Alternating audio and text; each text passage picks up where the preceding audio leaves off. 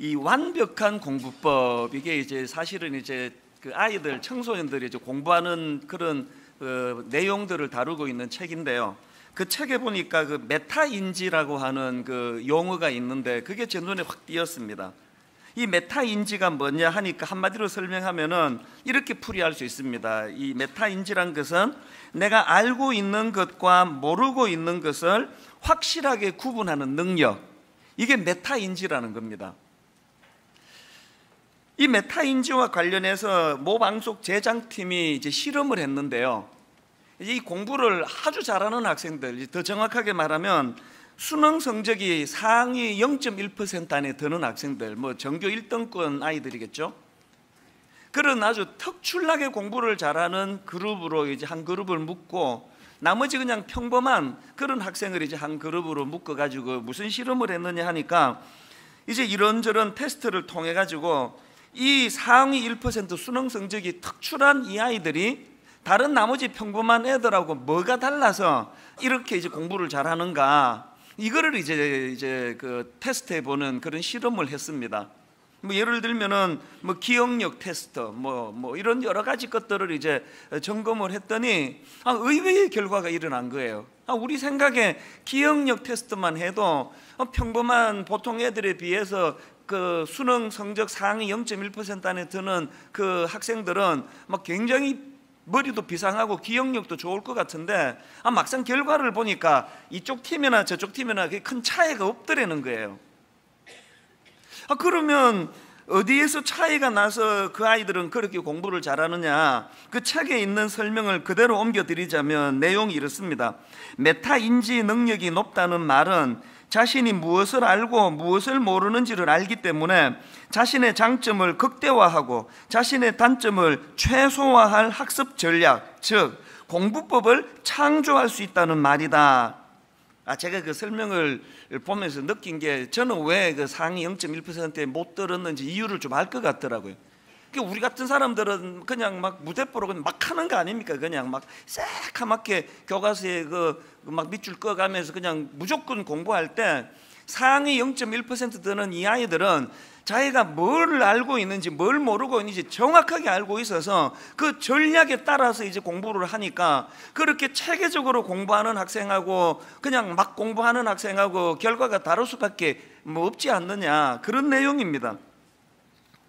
그 책에 그 어느 심리학 교수님의 분석도 나오는데 결과가 좀 비슷합니다. 이런 분석입니다. 이 두 집단의 차이는 기억력 자체의 차이가 아니라 자기가 얼마만큼 할 수 있느냐에 대한 그것을 보는 안목의 차이라고 볼 수 있습니다. 저는 이 메타인지와 관련한 이런 설명들을 보면서 자기 자신을 정확하게 아는 것, 그리고 또 내가 뭘 알고 있고 뭘 모르고 있는지를 정확하게 구분하는 능력을 갖추는 것, 이게 공부 잘하는 데만 이게 필요하겠습니까? 우리 전 생활에 이 메타인지라는 게 이게 얼마나 중요하겠습니까? 제가 오늘 본문을 묵상하다가 이 메타인지라는 용어가 떠올랐던 것은 그 오늘 본문에 나오는 유대인들의 어리석은 모습이 이 메타인지하고 연관이 있는 것처럼 느껴졌기 때문입니다.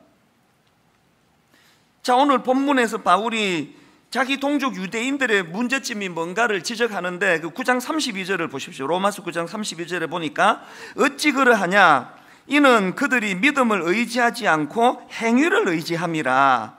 또 10장 3절, 하나님의 의를 모르고 자기 의를 세우려고 힘써 하나님의 의에 복종하지 아니하였느니라. 이 부분을 현대인의 성경으로 보니까 이렇게 번역합니다. 그들은 하나님에게서 의롭다고 인정받는 것을 모르고 스스로 의롭게 되려고 노력하며. 제가 이거를 보면서 느끼는 게, 유대인들이 그 자기 자신에 대해서 몰라도 너무 모르는구나. 얼마나 자기를 모르면은 그 행위를 통해 가지고 자기는 구원받을 수 있다는 이런 어리석은 생각을 하고 있는 건가, 그런 생각이 제가 들었습니다. 성경은 분명히 율법의 행위로서 의롭다 함을 얻을 육체가 없다고 하나님의 시각으로 그렇게 선포하는데, 우리가 노력해서 우리는 선한 행위로 구원받을 수 있다, 이게 얼마나 자기를 모르는 소리냐는 거 아닙니까? 참 가슴 아픈 것은요, 오늘 우리 주변을 이렇게 둘러보면은 그 믿음이 좋다는 분들 중에 오늘 본문에 나오는 이 유대인들과 정상이 비슷한 분들이 생각보다 많습니다. 엄청나게 자기 행위를 강조하고 그렇지 않은 사람들을 비판하고 정죄하고 이런 사람들을 종종 볼 수 있는 거 아닙니까? 그래서 우리도 혹시나 이런 어리석음에 빠져 있지는 않은지를 점검해 봐야 되는데요. 이게 왜 중요한지 아십니까? 이런 부류의 사람들이 갖는 치명적인 그 문제가 하나 있는데요. 자, 9장 32절 33절을 한번 보십시오. 어찌 그러하냐? 이는 그들이 믿음을 의지하지 않고 행위를 의지함이라 부딪힐 돌에 부딪혔느니라. 기록된 바 보라, 내가 걸림돌과 그치는 바위를 시온에 두노니 그를 믿는 자는 부끄러움을 당하지 아니하리라 한 것 같으니라. 여기 나오는 부딪힐 돌에 부딪혔느니라 할 때 이 부딪힐 돌이 누굽니까? 예수 그리스도예요. 여기 나와 있는 내가 걸림돌과 그치는 바위를 시온에 두었다 그랬는데 어떤 사람들에게 이 예수 그리스도가 걸림돌이 됩니까? 어떤 사람들이 예수 그리스도가 그들에게 그치는 바위가 됩니까?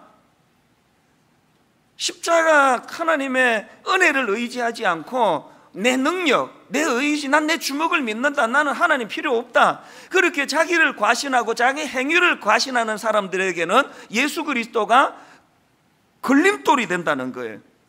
그치는 바위가 된다는 겁니다. 이 참 무서운 이야기 아닙니까?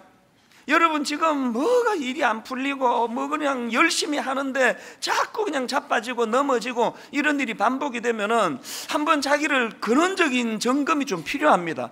내가 지금 교회는 나오는데 예수님 믿는다 그러지만 나는 여전히 은혜를 의지하는 게 아니라 내 어떤 행위, 내 어떤 의지력, 내 공로 이런 것들을 내가 지금 더 의지하고 있는 건 아닌가, 이 점검해 볼 필요가 있다는 말씀입니다. 그래서 저는 세월 지나갈수록 의지할 것뿐일세 무슨 일을 당해도 예수 의지합니다. 이 찬양은요 좀 철든 사람이 부르는 찬양이에요. 그 우리가 10대 때 20대 때 그 어리고 철이 없어서 자기를 몰라도 너무 몰라가지고 그 메타 인지가 너무 부족해가지고 막 뭐든지 자기는 다 할 수 있다고 그렇게 설치고 다니다가 한 해 세월이 들면서 자기를 인식하고 그 죄성을 가진 인간의 한계를 깨달으면서 이제 세월이 지나갈수록 의지할 것 참 복음이구나, 이 은혜구나, 이걸 깨달아가는 게 이게 철이 드는 거라고 저는 생각을 합니다. 이런 맥락에서 우리가 예수 그리스도가 우리 삶의 걸림돌이 아니라 내가 의지해야 될 그런 주요 또 믿음의 대상이라는 걸 자각하는 믿음이 이제 세월이 지나갈수록 우리 안에 더 많이 생겨나게 되기를 간절히 바랍니다. 오늘 본문에서 지금 바울이 자기 동족 유대인들의 어리석은 태도를 가슴 아프게 지적을 하고 있는데요. 자, 그러면 오늘 본문에서 지금 유대인들이 이렇게 어리석은 태도를 취하고 있는 이걸 가슴 아프게 바라보는 바울이 어쩌다가 우리 동족은 이렇게 어리석은 자리에 빠졌나, 이걸 점검하다가 발견한 게 뭐냐 하니까 유대인들이 이렇게 어리석게 된 게 그 지식이 없는 잘못된 열심에 빠져서 그렇다는 걸 알게 된 겁니다. 그게 10장 2절에 나옵니다. 내가 증언하노니 그들이 하나님께 열심히 있으나 올바른 지식을 따른 것이 아니니라. 저는 청소년 사역을 오래 하지 않았습니까? 옛날에 그 교사들을 대상으로 교사 강습회 막 전국을 다니면서 이제 교사 강습회 할 때 제가 이제 종종 사용하던 표현이 이겁니다. 무식이 열심을 만날 때 최악입니다. 그런 이야기를 종종 했습니다.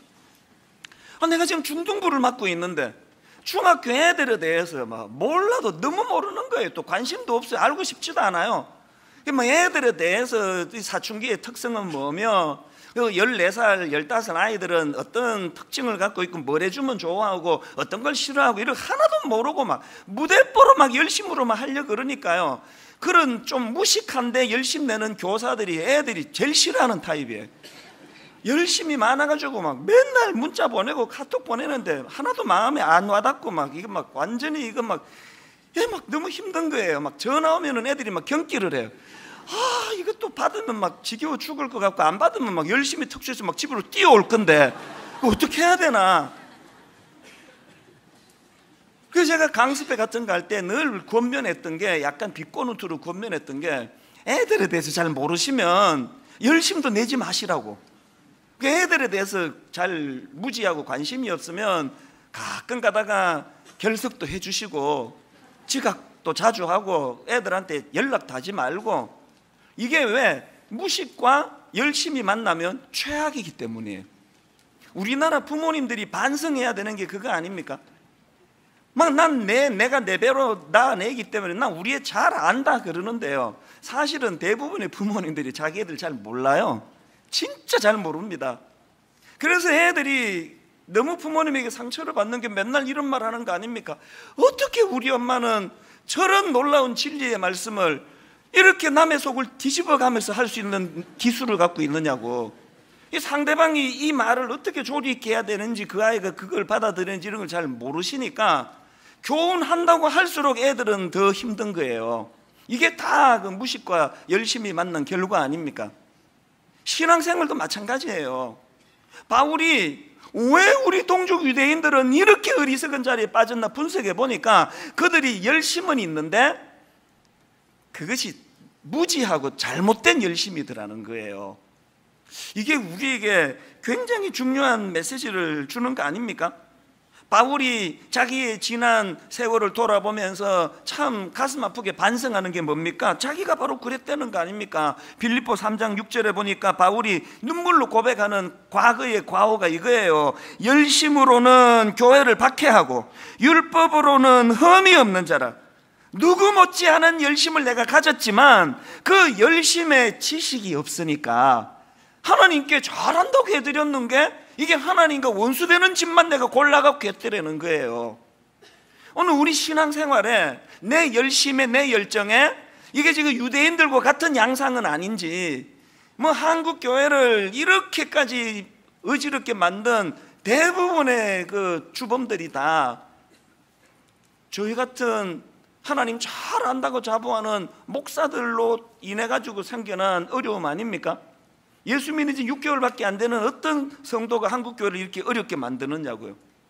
전부 다 하나님 잘 안다고 생각하는 목사나 장로들에 의해서 저질러지는 참 가슴 아픈, 회심하기 이전의 바울과 같은 현상들이 오늘도 반복되는 게 오늘 현실의 한국 교회 아닙니까? 이 비극을 막아야 되는데 어떻게 하면 유대인들처럼 그 잘못된 지식을 가지고 행하는 열심을 피할 수 있을까? 그 정답이 시편 119편 130절에 있습니다. 주의 말씀을 열면 빛이 비치어 우둔한 사람들을 깨닫게 하나이다. 우리가 말씀을 열면 이 무식한데 열심만 있는 이 상태를 벗어날 수 있다는 거예요. 지난 화요일 날 우리는 화요일마다 이제 우리 순장님들 저랑 같이 공부하는 시간이 있지 않습니까? 그 앞에 이제 이 찬양을 같이 나누는데요. 그날 너무 내가 막 이 찬양에 감동이 되는 거예요. 그거 아까 여러분 앞에서도 불렀던 찬양인데요. 제목이 말씀 앞에서의 제목이. 이 찬양의 시작이 너무 저게 메시지를 가져다 주는 겁니다. 이 찬양 이렇게 시작합니다. 말씀 앞에서 경외함으로 주께 홀로 섭니다. 그 가사가 저에게 지난 화요일 날 유난히 와닿았습니다. 오늘 여러분 여기 모태신앙, 여기 장로님, 이 권사님, 오늘 여러분이 진짜 하나님 말씀 앞에 경외함으로 홀로 서는 그런 시간이 있습니까? 아무리 바빠도 아무리 분주해도 하나님의 말씀 앞에 내가 경외함으로 홀로 서는 시간이 별로 없다가 보니까 막 봉사하고 열심은 내는데 막 열심을 내면 낼수록 주변 사람이 다 혼미한 거예요. 왜? 유대인처럼 지식 없는 열심은 늘 그렇게 소음을 유발하거든요. 그 찬양의 후렴을 보니까요, 하나님 말씀에 두려워 떠는 자, 그 말씀에 생명을 거는 자. 자칫하면은 이 타락한 세상에서 온 세상 사람들 다 그렇게 사는데 나만 어떻게 그렇게 살아? 할 수 없지 뭐. 그렇게 하고 그렇게 세속적인 삶을 살다가 이 말씀에 직면을 하면 하나님 말씀에 두려워 떠는 마음이 생겨나는 것, 이것이 지금 작동되고 있습니까? 또 그 가사에 보니까 하나님 말씀에 운명을 거는 자, 순종하며 주 따라가는 자, 한마디 한마디가 저에게 화요일 날 너무 저에게 그 메시지가 있어서 이따가 우리 찬양 같이 불러볼 텐데요, 오늘 우리가 유대인들처럼 열심은 있는데, 열정은 있는데 그것이 잘못된 지식으로 바탕에 둔 그런 잘못된 길로 흐르지 않기 위해서는 시편 말씀 그대로예요. 이 말씀을 열어야 돼요. 말씀을. 제가 매 여름마다 설교를 내려놓는 거는 이제 옥하는 목사님에게서 이제 배운 것도 있지만요, 제가 설교를 여름마다 내려놓으면서 그 시간 동안에 지난 한 학기 동안 했던 설교를 점검하면서 내가 왜 이렇게밖에는 설교할 수 없는가 하는 가슴 아픈 시간을 보내거든요. 그리고 여름에 제가 설교를 내려놓는 거는 여러분들이 제 설교에 중독될까 봐 그걸 막기 위한 것도 있습니다. 근데 피해 드릴 테니까요, 제 설교에 너무 그렇게 자꾸 듣고 뭐 인터넷 들어 하지 마시고 그 시간에 성경을 펴셔야 돼요. 성경을.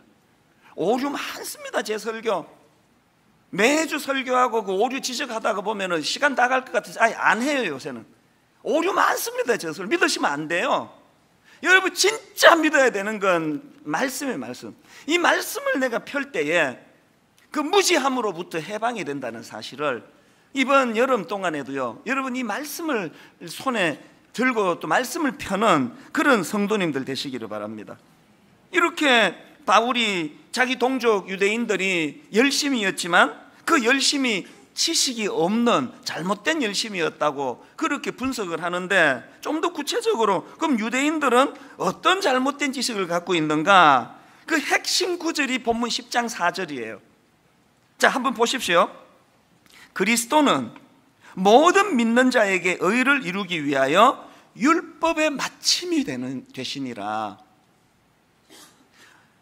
그리스도는 모든 믿는 자에게 의를 이루기 위하여 율법의 마침이 되시니라. 이제 예수 그리스도의 십자가로 인해 가지고 모세의 율법 시대는 끝이 났다, 이걸 선언하고 있는데 유대인들이 이 사실을 몰랐대는, 이 사실을. 그래서 갈라디아 2장 16절에도 보면은 사람이 의롭게 되는 것은 율법의 행위로 말미암음이 아니요 오직 예수 그리스도를 믿음으로 말미암는 줄 알므로 우리도 그리스도 예수를 믿나니. 그 다음 보세요. 이는 우리가 율법의 행위로서가 아니고 그리스도를 믿음으로써 의롭담을 얻으려 함이라. 율법의 행위로서는 의롭담을 얻을 육체가 없느니라. 오늘 놀랍게도 이 지식을 모르는 분이 너무 많으세요. 여전히 유대인들 그 뒷공지 따라다니듯이 열심을 가지고 막 열정을 가지고 행위를 의지하면서 살아가니 신앙생활이 공허한 거예요. 공허. 오늘 우리 안에는 그런 공허한 잘못된 지식으로 인한 잘못된 신앙생활 정말 없었으면 좋겠습니다. 그 자리에 참 이 자격 없는, 저는 이런 생각을 해요. 만약에 이 10장 4절 그리스도는 우리 모든 믿는 자에게 의를 이루기 위하여 율법의 마침이 되시느니라, 이 말씀이 없었더라면 여전히 내가 행위를 통해서 율법을 통해서 이것을 통해서 내가 구원을 받는 그 길을 주님이 제시하셨더라면 어떡할 뻔했습니까? 큰일 날 뻔한 거 아닙니까? 시간이 갈수록 은혜가 되는 거예요. 이 은혜라는 것은요, 감격으로 내게 다가오는 거 아니겠습니까?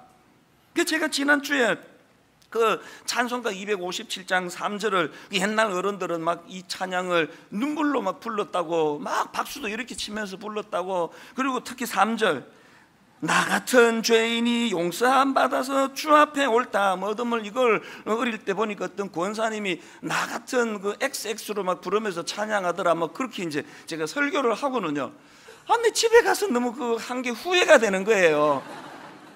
또 이게 미국에 우리 어머니가 또 들으시면 또 니는 어떻게 그 강단에서 그런 저속한 표현을 쓰느냐고, 왜 그러냐고 막 그러실 것 같고, 그래가지고 막 초반에 제가 주초에 좀 마음이 복잡했습니다.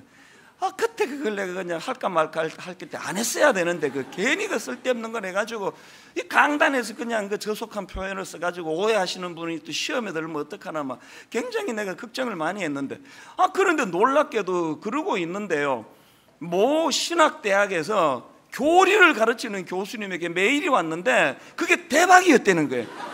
너무 좋은 표현이었다고. 그래서 제가 어리둥절했습니다. 그 교수님, 그 신학교에서 그 교리를 가르치는 교수님 하시는 말씀이 그 메일에서, 목사님 그 찬양 나 같은 XX 그 부분에서 깊은 울림이 있었습니다.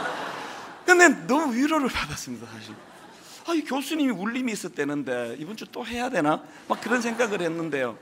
그분이 그 메일에다가 하시는 말씀이 뭐냐 하니까, 루터도요 자기 자신을 가리켜 가지고 더러운 구더기 부대자루 같은 존재라고 그렇게 불렀대요.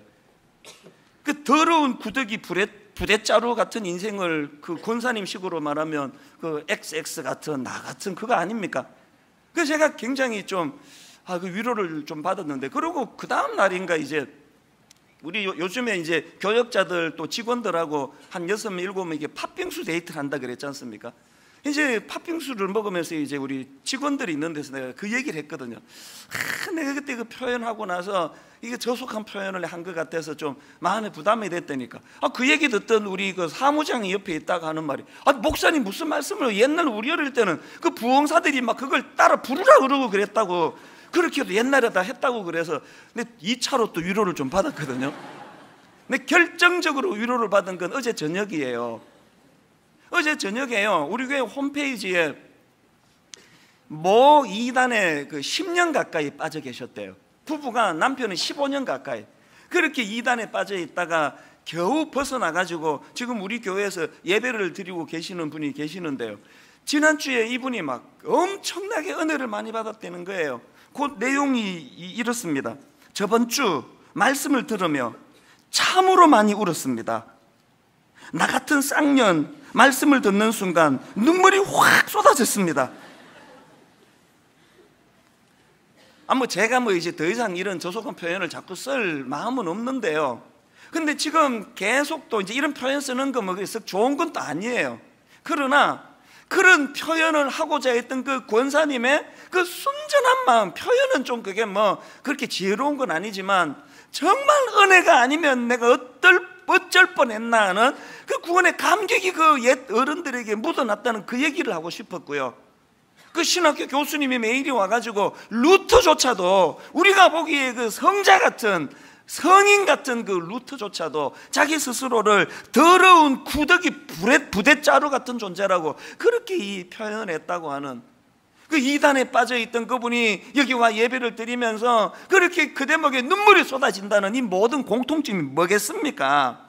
은혜를 안다는 거 아닙니까? 은혜를. 자격 없는데 내버려뒀으면 구원받기는커녕 멸망받을 수밖에 없는 비참한 존재인데, 이제 율법을 마감해 주시고 은혜의 시대를 도래하기 위하여 십자가 지신 그 감격이 세월이 갈수록 내 안에서 용솟음 치더라는 거예요. 그래서 여러분, 우리는 로마서 10장 4절 말씀, 그리스도는 모든 믿는 자에게 의를 이루기 위하여 율법의 마침이 되시니라, 이것이 눈물로 감격으로 읽혀지는 그런 성도님들 되시기를 바랍니다.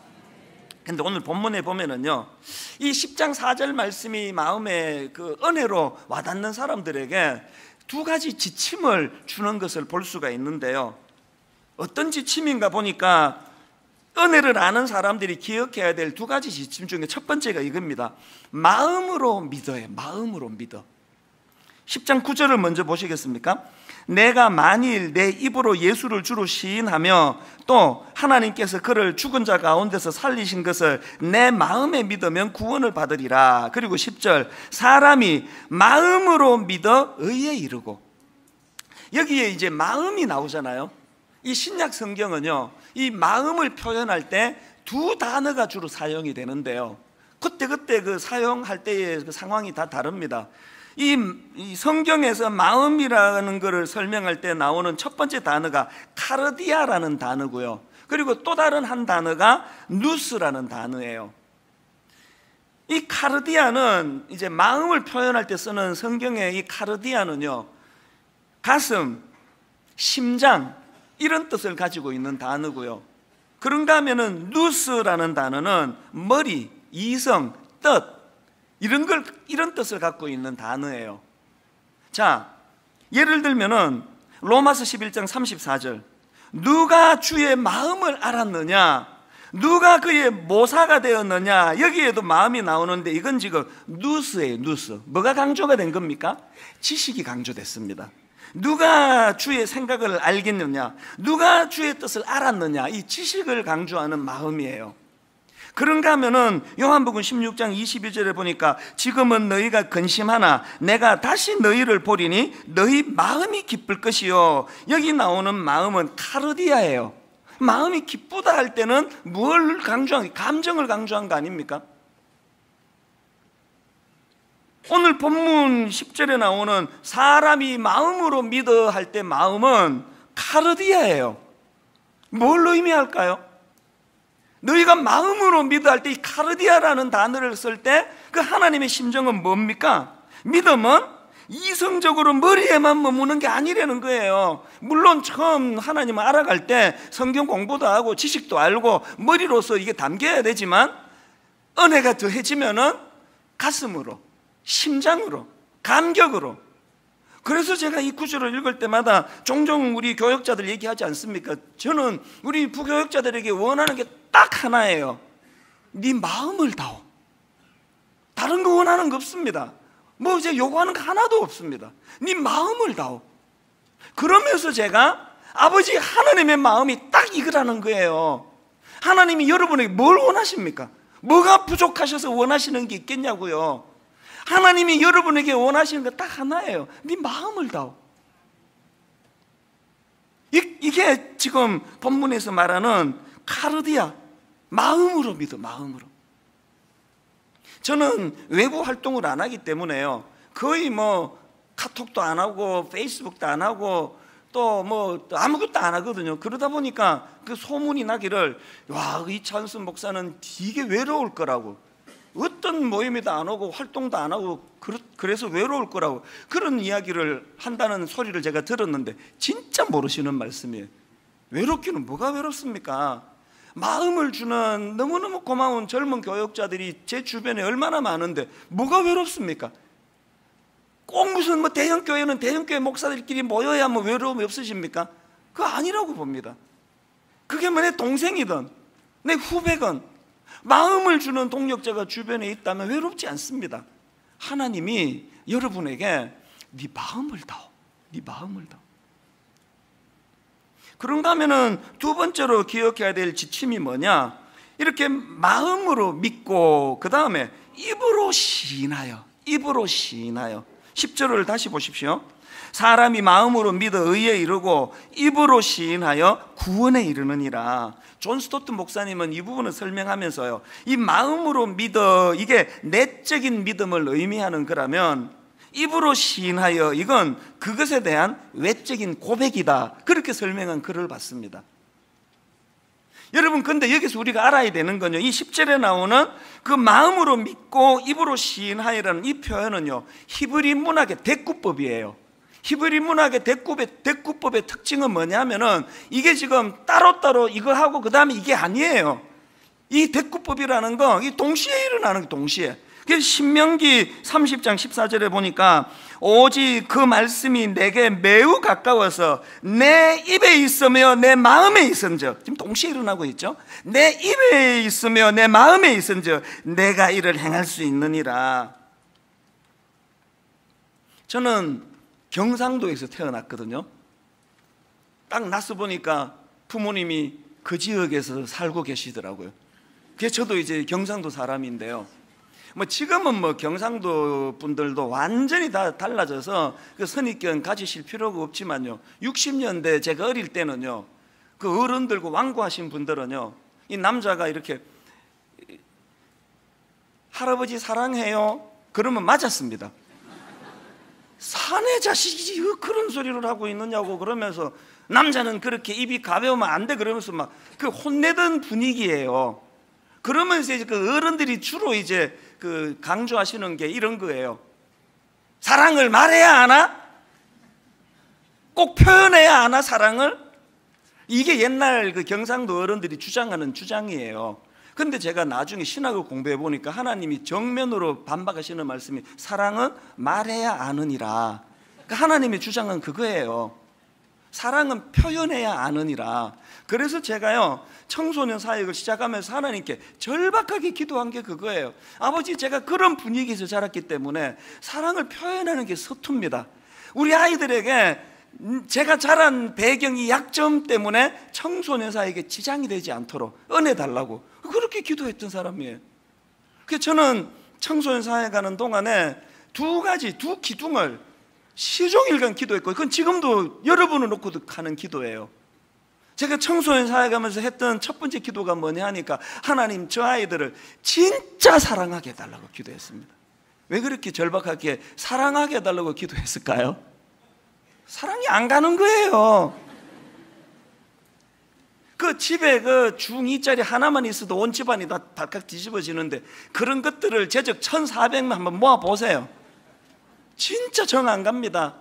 여름 수련회요, 몇 달을 내가 설교 준비하고 정말 이것들에게 내 복음을 전해야 되겠다, 온 정성을 다해 설교 준비해가지고 수련회 첫날 2시간 동안 진액을 다 쏟아가지고 설교를 마치고 온 몸이 그냥 땀으로 범벅이 되어 있는데, 꼭 예배 끝나면 5명이 와요. 이렇게 말합니다. 목사님, 오늘 설교 엄청 길었던 건 아시죠? 뭔 말을 하고 싶은 거냐 너 지금. 좀 있으면 또 딴 팀이 또 와요. 아까 그 목사님 그 웃기려고 했을 때 하나도 안 웃겼던 건 아시죠? 진짜 정이 안 가요. 도망가고 싶어요. 그래서 기도한 거예요. 하나님, 저 아이들을 내 진짜 사랑하게 해주세요. 기왕에 하는데, 사랑은 은사더라고요. 구하니까 주시더라고요. 어느 순간 이것들이 이뻐지기 시작하는데요, 만 10년을 황홀하게 사랑을 했습니다. 두 번째로 제가 구한 게 뭔지 아세요? 하나님, 내가 저 아이들을 사랑한다면 그 사랑을 잘 표현할 수 있게 해주세요. 버블 커뮤니케이션으로 설교 시간에 너무너무 사랑한다, 니들 때문에 난 너무 행복하다, 난버블 커뮤니케이션으로 일주일에 주중에 서울, 경기도 학교를 4군데 5군데 쫓아다니면서 프라이드가 휘날리도록 학교 현장을 뛰어다니면서 치킨 사주고 떡볶이 사주고, 그건 난버블 커뮤니케이션, 비언어로 사랑을 표현하는 거였거든요. 제가 오늘 아침에 문득 그 생각이 떠오르면서 이 2가지 기도가, 이게 바로 하나님께 드려지면 이게 바로 오늘 본문 10장 10절의 말씀이겠구나. 사람이 마음으로 믿어 의에 이르고 입으로 시인하여 구원에 이르느니라. 네 마음을 다오. 네 마음을 내게 주면 좋겠다. 그리고 네가 날 사랑한다면 그걸 입술로 표현해다오. 안 믿는 사람에게 표현하면 전도가 되고, 믿는 사람에게 표현하면 간증이 되고, 네 영혼에게 표현하면 이 신앙 고백이 된다. 네 마음을 내게 다오. 그리고 그것을 입술로 표현해주면 너무너무 좋을 텐데, 내가 우리 청소년 아이들에게 저 아이들을 사랑하게 해주세요. 사랑한다면 그걸 표현할 수 있게 해주세요. 하나님께서도 똑같은 걸 원하시더라는 거예요. 그래서 13절에도 보니까요, 누구든지 주의 이름을 부르는 자는 구원을 받으리라, 여기도 나오지 않습니까? 근데 지금 바울이요, 누구든지 주의 이름을 부르는 자는 구원을 받으리라는 이 13절 말씀은요, 구약 요엘 2장 32절을 인용한 말씀이에요. 요엘 2장 31절부터 한번 보십시오. 여호와의 크고 두려운 날이 이르기 전에 해가 어두워지고 달이 핏빛같이 변하려니와 누구든지 여호와의 이름을 부르는 자는 구원을 얻으리니. 바울이 이걸 그대로 지금 따온 거예요. 여기에 바울이 이걸 왜 따왔을까요? 이 요엘서의 배경은요, 그 당시 이스라엘 백성들의 어려움은 이 메뚜기 떼로 대표되는 이방 민족의 약탈로 고통하던 때예요. 한번 생각을 해보세요. 억지로 그냥 농사 짓고 우리로 치면 그렇게 이제 추수할 때가 되면 그 악한 것들이 와가지고 이걸 싹쓸해가지고 약탈을 해가니 막 죽을 것 같은 거예요. 그런 절망적인 상황이 그들을 괴롭힐 때 대안으로 주신 게 요엘 2장 32절, 누구든지 여호와의 이름을 부르는 자는 구원을 얻으리니. 바울이 이걸 여기다 왜 인용해 왔을까요? 그냥 습관적으로 나더러 주여 주여 이런다고 구원받는 게 아니다. 너희들 삶 가운데 이런 위기가 올 때, 너희들 힘으로 이걸 해결할 수 없는 절망적인 상황이 도래할 때에, 그때 주의 이름을 부르는 자는 구원을 얻으리라. 입에만 발린 주여 주여가 아니라 진짜 이 위기에서 나를 구원해 주실 분이 바로 하나님이시라는, 주님이시라는 사실을 니들이 삶 속에서 이것들을 나타내야 된다, 그 얘기를 하고 싶은 거 아닙니까? 그걸 또 한 가지요, 13절에 보니까 주의 이름을 부르는 자는 구원을 받는데 그 앞에 누구든지 이 13절 말씀이 무슨 배경인가? 바로 그 앞에 10장 11절 12절을 보십시오. 성경에 이르되 누구든지 그를 믿는 자는 부끄러움을 당하지 아니하리라 하니 유대인이나 헬라인이나 차별이 없음이라. 한 분이신 주께서 모든 사람의 주가 되사 그를 부르는 모든 사람에게 부여하시도다. 누구든지 주의 이름을 부르는 자는 구원을 받으리라. 바울이 지금 뭘 선언하는 겁니까? 이제 유대인 없다, 이방인 없다, 유대인과 이방인에게 차별 없다. 그가 이방인이든 그가 유대인이든 요즘으로 치면 그가 목사든 그가 장로든 중요한 게 아니다. 위기를 만날 때, 어려움이 있을 때 주님의 이름을 구원자로 알고 주님의 이름을 부르는 그 사람이 바로 하나님이 기뻐하시는 자라는 그 얘기 아닙니까? 여러분, 요엘서의 이스라엘 백성들 입장에서 한번 생각을 해보시라고요. 약탈하는 사람도 없고 막 일 잘 풀리고 농사 잘 되고 이 겉보기는 이게 승승장구하지만 이 요엘이 지금 요엘서에서 지금 그렇게 약탈자들 때문에 괴롭고 고통스러웠지만 바로 그 괴로움 때문에 주의 이름을 부르게 된다면 이게 그들의 영혼의 축복 아닙니까? 변장하고 찾아온 축복으로 바뀌게 만드는 비결, 여러분 삶 속에 내 힘으로, 내 능력으로 내가 할 수 있는 거로는 이거를 헤쳐나갈 수 없다. 그래서 주님의 이름을 부르기 시작하면 그것이 변장하고 찾아온 축복이 되는 줄로 믿습니다. 오늘 결론을 저는 이 찬양으로 맺기 원합니다. 내가 진실로 주님의 이름을 부르는 주님의 자녀가 되는데 말씀 앞에서 경외함으로 주께 홀로 섭니다. 우리 가사를 생각하시면서 오늘 또 설교들을 한번 정리해 보시면서, 내용을 정리하면서 함께 이 찬양 불러보시기 원합니다. 이렇게 찬양합니다. 말씀 앞에서. 어제 우리는 이 한나가 이제 이 불임이라는 어떤 문제를 가지고, 결핍을 가지고 하나님께 나가서 그것을 구했고, 그래서 하나님은 그 기도하는 한나의 기도를 보시고 결핍된 그 문제를 해결해 주셔서 이제 임신이라고 하는 그런 결과물을 주셨다. 기도가 이런 구도로 가면 안 된다고 말씀을 드렸습니다. 우리가 무엇을 가지고 나가서 그것을 얻어내는 게 기도가 아니고요, 하나님은 이 결핍을 통해서 우리에게 많은 것들을 주시기 원하는데 그 결핍을 가지고 하나님께 나아갈 때 하나님이 주시는 그 많은 것들이 있는데, 그 중에서 제가 이제 그 두 가지 감정을 어제 말씀을 드렸습니다. 기도 응답 받기 전에 우리가 얻을 수 있는, 또 얻게 되는 감정이 뭐냐 하니까 그 평안이라고 말씀드렸습니다. 1장 18절 이르되 당신의 여종이 당신께 은혜 있기를 원하나이다 하고 가서 먹고 얼굴에 다시는 근심빛이 없더라. 기도해본 분만이 이 평안이라는 감정이 뭔지를 아마 경험으로 다 하실 것입니다. 그런가 하면은 또 한 가지, 기도 응답 후에 얻는 감정이 있다 그랬는데 그게 뭐라 그랬죠? 기쁨이란 기쁨.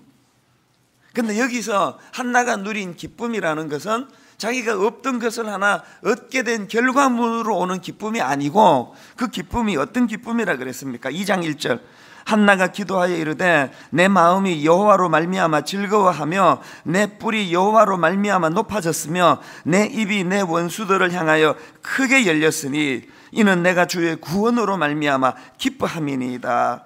그래서 우리가 많은 그 신앙생활 하시는 분들을 대면을 하다가 보면은 이 공식처럼 한나와 같은 이런 어려움을 많이 겪고 아픔을 많이 겪고 그 문제를 가지고 오래 하나님께 나아가 씨름하고 그렇게 기도하신 분들에게는 영적인 내공이 쌓이는데요, 마치 그 조개가 모래 하나를 품고 고통하고 괴로워하면서 그래서 거기서 그 진액이 나와 이제 진주가 된다는 것처럼 신앙도 그런 것 같아요. 많은 연단과 아픔을 겪으면서 그것을 버티고 하나님께 기도로 나간 분들에게는 놀라운 내공이 쌓이는데, 어제도 제가 이제 원래는 불러드리려고 했는데 시간이 없어서 가사만 제가 이제 불러드렸는데요. 무화과 나무 잎이 마르고 포도 열매가 없으며 감람나무 열매 그치고 논밭에 식물이 없어도 우리의 양떼가 없으며 외양간 송아지 없어도 난 여호와로 즐거워하리 난 여호와로 즐거워하리 난 구원의 하나님을 인해 기뻐하리라.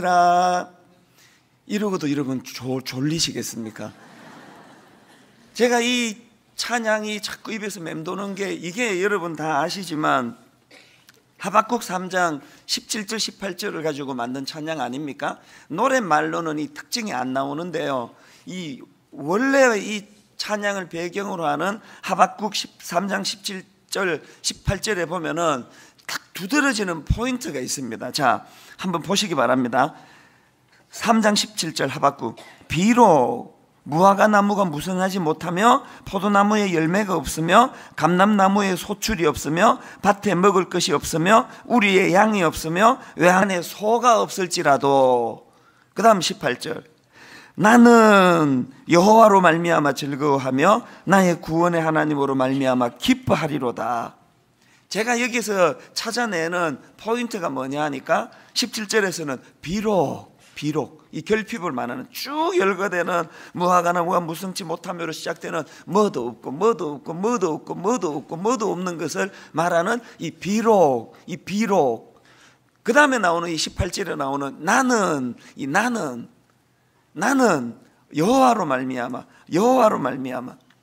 그래서 이 신앙인의 삶이란 거는 이 비록과 나는이 결합된 삶이, 비록 나는 막 무화과 나무에 막 열매가 엄청 달리고 포도나무에 열매는 뭐 말할 수 없이 주렁주렁 달리고 감람나무에 소출이 많고 밭에 먹을 것이 많이 나고 우리의 양이 넘치고 외양간에 소가 넘쳐서 나는 여호와로 말미암아 즐거워하고 기뻐하는 것은 세상 사람들도 하는 거예요. 그리스도인이 내공이 쌓여지면 한나가 기도 응답을 끝끝내 못 받았다 할지라도, 한나가 끝끝내 아기를 하나님이 주시지 않는다 할지라도, 비록 나는, 이게 어떤 사람만이 누릴 수 있느냐? 많은 고통을 통해, 연단을 통해 하나님과 씨름하는 기도의 사람들이 누릴 수 있는 열매가 이건 줄 믿습니다. 그래서 이게 여러분의 거가 되기를 좀 갈망하면서 한번 따라서 선포해 보시겠습니까? 비록 나는, 비록 나는. 우리가 이렇게 신앙생활할 때 하나님 말씀이 내 안에서 작동이 되게 해야 되는데, 이게 너무 길어가지고 다 외우기가 힘들면 이렇게 요것만 외우고 다니면 돼요. 비록 나는. 그 얼마나 쉽습니까? 어려움이 찾아올 때, 자식이 속을 썩일 때, 남편이 그냥 박박 속을 끌고 오고 출근하고 나면 그 남편 등을 보면서 비록 나는, 그러면 다 해결이 되는 거예요. 자상한 남편을 비록 만나지 못했다 할지라도 나는 여호와로 인하여 기뻐하리라. 비록 나는. 이렇게 설교하면 꼭 이제 옆에 자기 남편 얼굴을 보는 분이 계세요. 그게 이제 그 케이스겠죠. 비록 나는. 그래서 저는 오늘 이제 이 말씀을 마음에 담고서 이제 초점을, 이제 어제는 한나의 결핍에 대해서 살펴봤는데요, 이제 오늘은 이 초점을 이제 엘리 제사장에게 좀 맞추어 보려고 하는데요, 사실 겉으로 보기에는 지금 우리가 살펴보고 있는 사무엘상의 그 당대의 가장 영적인 지도자는 그 엘리 제사장 아닙니까? 그래서 이제 주인공이 엘리 제사장이어야 돼요. 겉으로 보기에 지금 이 특세가 열려지면 전체 말씀을 준비하고 찬양을 인도하고 기도를 하는 건 저 아닙니까? 그래서 이제 여러분은 늦게 오면은 본당에 못 들어오시는데요, 저는 암만 늦어도 내 자리 확보되어 있습니다. 본당에 뭐 지각하고 뭐를 해도 제 자리는 본당 안에 확보가 되어 있습니다. 제가 인도를 해야 되니까요. 지금 이 사무엘상에 겉으로 보여지는 영적인 지도자는 엘리 제사장이에요. 그런데 이 사무엘상이 전개되는 과정을 보면은 겉으로 보기에는 엘리 제사장이 당대를 대표하는 그 시대를 주도하는 영적인 흐름을 인도하는 지도자가 엘리 제사장이지만, 사실은 이 사무엘상을 읽어보면은 이게 겉보기와 다르게 실상은 꼭 이 엘리 제사장이 엑스트라 같다는 느낌이에요. 그리고 진짜 주인공은 그 꼬맹이 어린애 사무엘이 나중에는 이제 무대의 전면에 나서가지고 그가 주인공 같은 모습을 보이는 건 이해가 되는데요, 사무엘상 시작에 나오는 이 사무엘은 아직 어린애예요. 꼬맹이에요. 그런데 겉으로 보여지는 당대의 대표적인 지도자 엘리 제사장은 엑스트라고, 사실은 겉으로 보기에 그냥 꼬맹이, 아까도 그 턱송하는 그 초등학생 너무너무 귀엽고 사랑스러웠는데, 그런 어린애가 사실은 그 시대의 영적인 흐름을 주도해 나가는 주인공이더라는 거예요. 저는 이게 굉장히 중요한 의미를 갖고 있다고 생각합니다. 무슨 의미일까요? 하나님 나라에서는 겉으로 보여지는 그 사람의 타이틀, 담임 목사, 총회장, 겉으로 보여지는 권사, 장로, 자꾸 앞에 얼굴이 나오고 보여지고 이게 중요한 게 아니고, 하나님 나라에서는 실제적으로 그 사람이 갖고 있는 직분이나 타이틀이 중요하지 않다는 것, 더 중요한 게 뭔지 아십니까? 그 사람이 가지고 있는 직분이, 그 사람이 가지고 있는 타이틀이 그 사람을 저절로 순종의 인물로 만들지 못한다는 것. 이거 무서운 진리 아닙니까? 저 같은 목사들이, 여기 수많은 중직자들이, 권사님이, 장로님이 마음에 깊이 새겨야 될 메시지 아닙니까?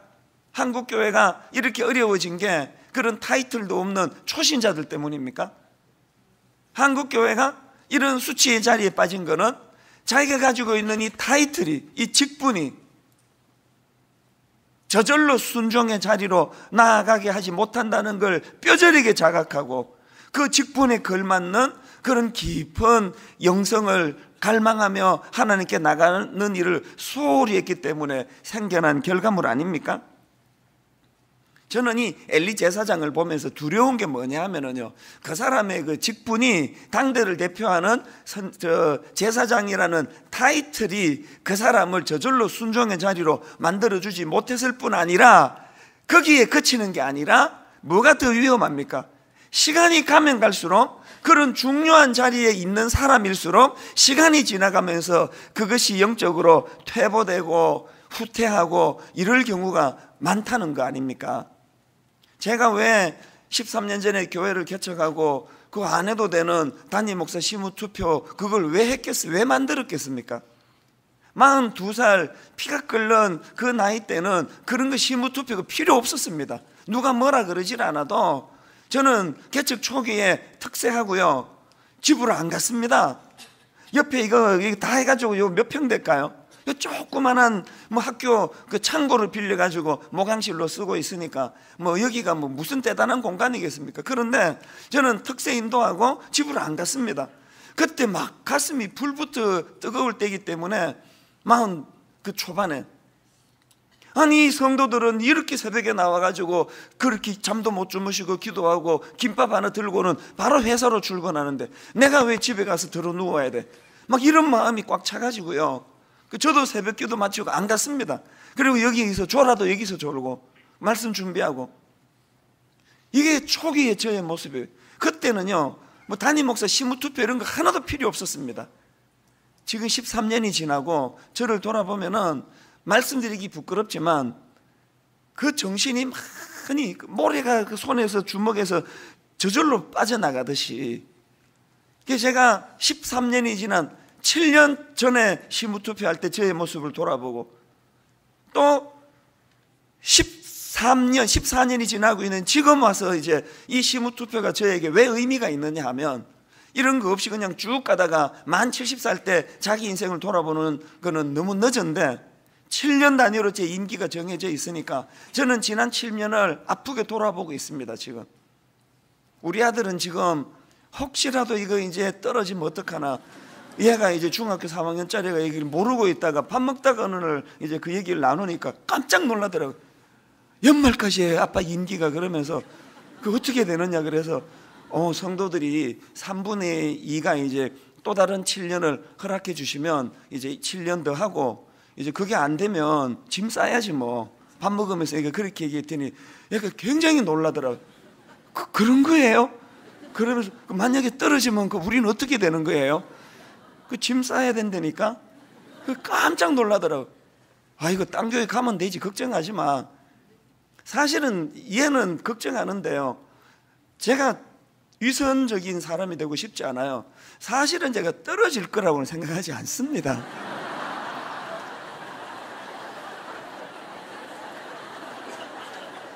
나 갑자기 불안해지는데 이 웃음의 의미가 뭐예요? 여러분의 그 웃음의 표정이 비웃음이 아니기를 바랍니다. 착각하고 있네. 저는 진심으로 그렇게 생각해요. 여러분이 얼마나 좋은 분들인데 특별한 하자도 없는데 설마 떨어뜨리겠습니까? 또 게시판에 글 올라올지 몰라요. 사전 선거 운동 위반입니다. 저는요, 우리 아들처럼 정말 걱정 안 해요. 이게 뭐 제가 떨어지면 어떡하나, 그 다음에 어느 교회로 가야 되나, 저 사실은 그런 걱정 안 하는데요, 그러나 여러분, 그것보다 더 큰 근심이 저에게 있습니다. 내가 엘리가 되지 않기를. 시간이 지나면서 자꾸 영적으로 후퇴하고 영적으로 퇴보되고, 그래서 저는 이 본문에 나와 있는 이 모습을, 엘리의 모습을 유심히 살펴보면은요, 지금 사무엘상의 저자가 엘리를 묘사하는데 의도적으로 지금 포인트를 두고 묘사하는 구절이 몇 개 있는데요. 자, 사무엘상 2장 22절을 보십시오.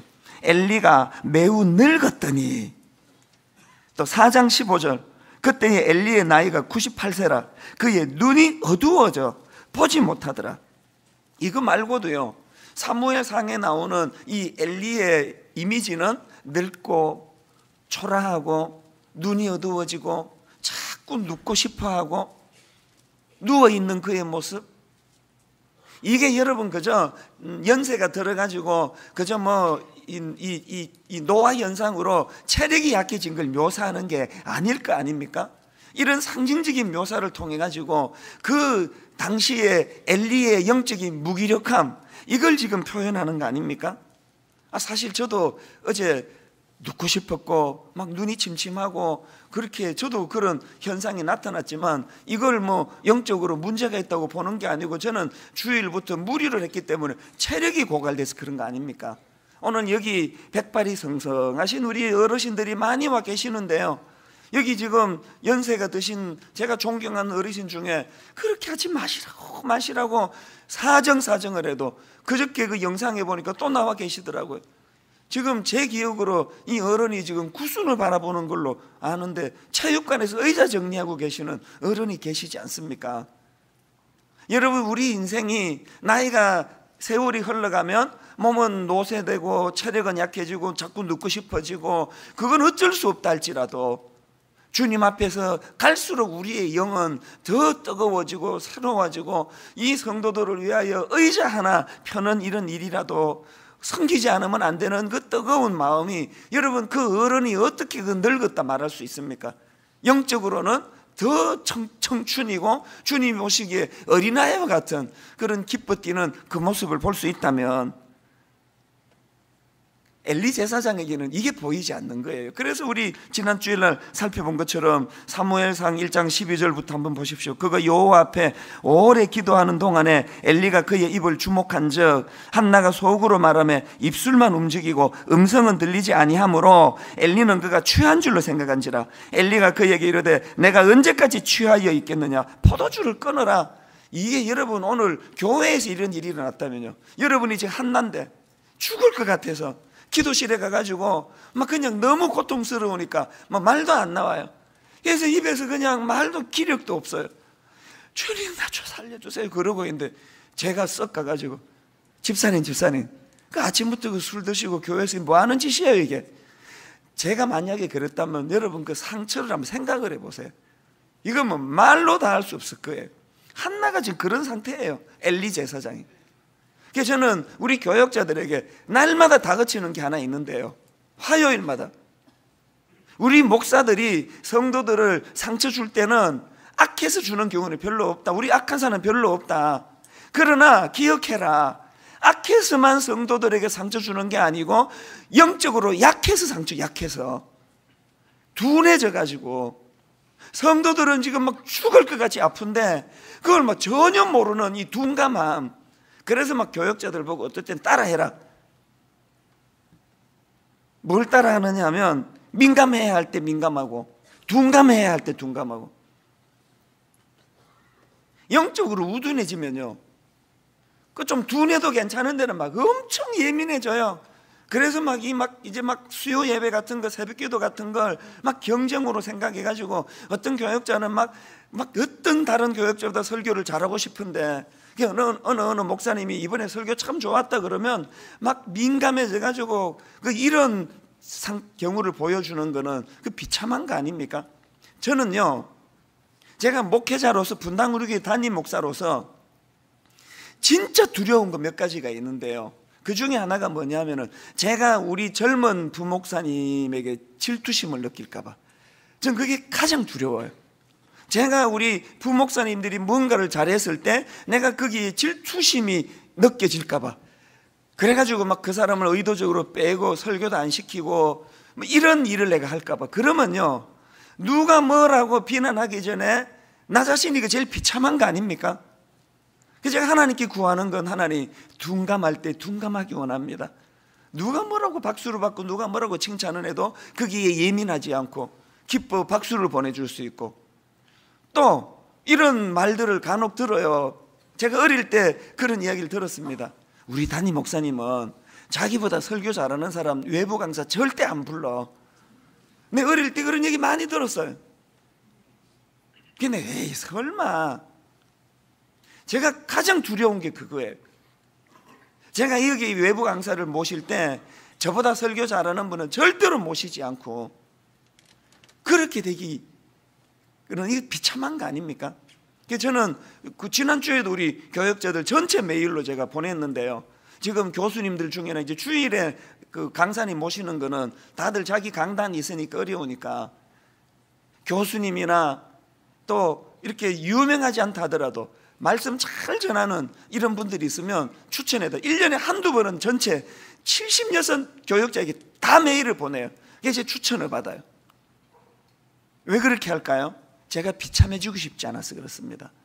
저는 여러분들이 이 아침에 우리가 지금 민감해야 할 때 민감하고 둔감해야 할 때 둔감한, 한번 따라해 보시겠습니까? 민감해야 할 때 민감하고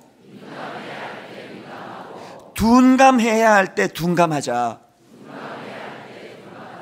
엘리 제사장처럼 영적으로 둔해지면은요, 한나의 그 고통을 민감하게 그것을 보고 위로해주고 어루만져 줘야 되는데 이걸 실패했다는 거예요. 이게 제가 오늘 이제 이렇게 우둔해진 엘리 제사장인데요, 여기서 이제 한 가지 포인트만 가지고 여러분에게 이제 기도 제목을 드릴 게 있는데요, 이렇게 이미 사무엘상을 펼치니까 엘리 제사장은 둔감해져 있는 상태였는데 제가 이제 발견한 포인트가 뭐냐면요, 그게 이제 오늘 본문 사무엘상 3장 1절 2절에 나오는데 한번 들어보시기 바랍니다. 아이 사무엘이 엘리 앞에서 여호와를 섬길 때에는 여호와의 말씀이 희귀하여 이상이 흔히 보이지 않더라. 그 다음, 엘리의 눈이 점점 어두워져 가서 잘 보지 못하는 그때에 그가 자기 처소에 누웠고. 지금 여러분, 아이 사무엘이 엘리 앞에서 여호와를 섬길 때 그 시대가 하나님의 말씀이 희귀하고 이상이 들리지 않던 영적으로 침체된 그 시대를 설명해 놓고 바로 그 다음에 엘리의 눈이 점점 어두워가서 잘 보지 못하는 그때 그가 무기력하게 자기 처소에 누워있는 이 구절을 왜 여기다 묘사했을까요? 엘리 제사장이 이미 지도자로서 말로 다 할 수 없는 무기력함에 빠져있는 상태를 지금 보여주는데요, 제가 발견한 게 뭐냐면은 이런 무기력이 오기 전부터 하나님은 그 사실에 대하여 많은 경고를 주고 있었다는 사실입니다. 자, 오늘 본문 2장 29절을 한번 보십시오. 너희는 어찌하여 내가 내 처소에서 명령한 내 재물과 예물을 밟으며 내 아들들을 나보다 더 중히 여겨 내 백성 이스라엘이 드리는 가장 좋은 것으로 너희들을 살찌게 하느냐? 그러므로 이스라엘 안에 나 여호와가 말하노라. 내가 전에 내 집과 내 조상의 집이 내 앞에 영원히 행하리라 했으나 이제 나 여호와가 말하노니 결단코 그렇지 아니하리라. 나를 존중히 여기는 자를 내가 존중히 여기고 나를 멸시하는 자를 내가 경멸하리라. 엘리 제사장에게 지금 주시는 하나님의 경고 아닙니까? 이런 말씀을 그가 받고 어떻게 하면 됩니까? 하나님 나라의 원리는요, 지금 뭐 거의 숨지기 직전이랄지라도 깨닫고 회개만 하면 첫 출발의 자리로 인도해 주시는 게 하나님의 은혜 아닙니까? 엘리가 이런 말씀 앞에 그가 회개하고 돌아섰더라면 얼마나 좋았겠냐고요. 사무엘 3장에도 비슷한 내용이 나오는데 어느 날이에요. 하루는 사무엘이 여호와의 전 안에 이제 누워 있는데 하나님께서 부르십니다. 사무엘아, 사무엘아. 그래서 엘리 제사장이 부르는 줄 알고 엘리 제사장에게 달려갑니다. 저 불렀습니까? 안 불렀다. 그래서 이제 다시 제자리로 돌아가는데 또 하나님이 부르세요. 사무엘아, 사무엘아. 그래서 또 엘리에게 가가지고 저 불렀습니까? 안 불렀다. 이걸 3번 반복을 해요. 여러분, 지금 하나님이 사무엘을 불렀고 사무엘이 엘리에게 이 사실을 자각시키는 이거 하나 머리에 담아 두시고 그 다음 8절 9절 한번 보세요. 여호와께서 3번째 사무엘을 부르시는지라 그가 일어나 엘리에게로 가서 이르되 당신이 나를 부르셨기로 내가 여기 있나이다 하니, 그 다음 보세요. 엘리가 여호와께서 이 아이를 부르신 줄을 깨닫고 엘리가 사무엘에게 이르되 가서 누웠다가 그가 너를 부르시거든 내가 말하기를 여호와여 말씀하옵소서 주의 종이 듣겠나이다 하라 하니, 이에 사무엘이 가서 자기 처소에 누우리라. 자, 여기서 여러분이 하나 마음에 담아두어야 될 엘리의 모습이 뭐냐면요, 지금 엘리의 영이 다 죽은 상태예요. 다 죽은 상태인데도 불구하고 남을 지도하고 남을 가르치는 기능은 살아있다는 거예요. 지금 지도를 잘하고 있잖아요. 엘리가 여호와께서 이 아이를 부르신 줄을 깨닫고 사무엘에게 하나님이 그렇게 부르시면 너 이렇게 응답해라. 가장 좋은 정답을 엘리가 가르쳐 주고 있습니다. 그리고 나서 그 다음에 3장 12절부터 한번 보십시오. 내가 엘리의 집에, 지금 그 사무엘에게 하나님 주시는 말씀이에요. 내가 엘리의 집에 대하여 말한 것을 처음부터 끝까지 그날에 그에게 다 이루리라. 내가 그의 집을 영원토록 심판하겠다고 그에게 말한 것은 그가 아는 죄악 때문이니 이는 그가 자기의 아들들이 저주를 자청하되 금하지 아니하였음이니라. 그러므로 내가 엘리의 집에 대하여 맹세하기를 엘리 집의 죄악은 제물로나 예물로나 영원히 속죄함을 받지 못하리라 하였노라 하셨더라. 이렇게 이제 엘리에게 일어날 일을 그 어린 사무엘에게 하나님이 말씀하세요. 자, 그 다음 보세요. 그랬더니 16절입니다. 엘리가 사무엘을 불러 이르되 내 아들 사무엘아 하니 그가 대답하되 내가 여기 있나이다 하니 그가 이르되 내게 무엇을 말씀하셨느냐? 청하노니 내게 숨기지 말라. 내가 말씀하신 모든 것을 하나라도 숨기면 하나님이 내게 벌을 내리시고 또 내리시기를 원하노라 하는지라. 그랬더니 그 다음 18절을 보세요.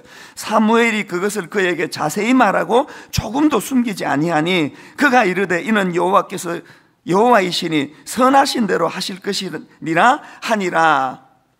지금 제가 뭘 말씀드리고 싶은가 하면, 제가 발견한 포인트가 뭐냐 하면은 지금 하나님이 일하고 계시는 의도가 뭐며 거기에 반응하는 엘리의 모습이 어떤가를 여러분 점검해 보시라는 거예요.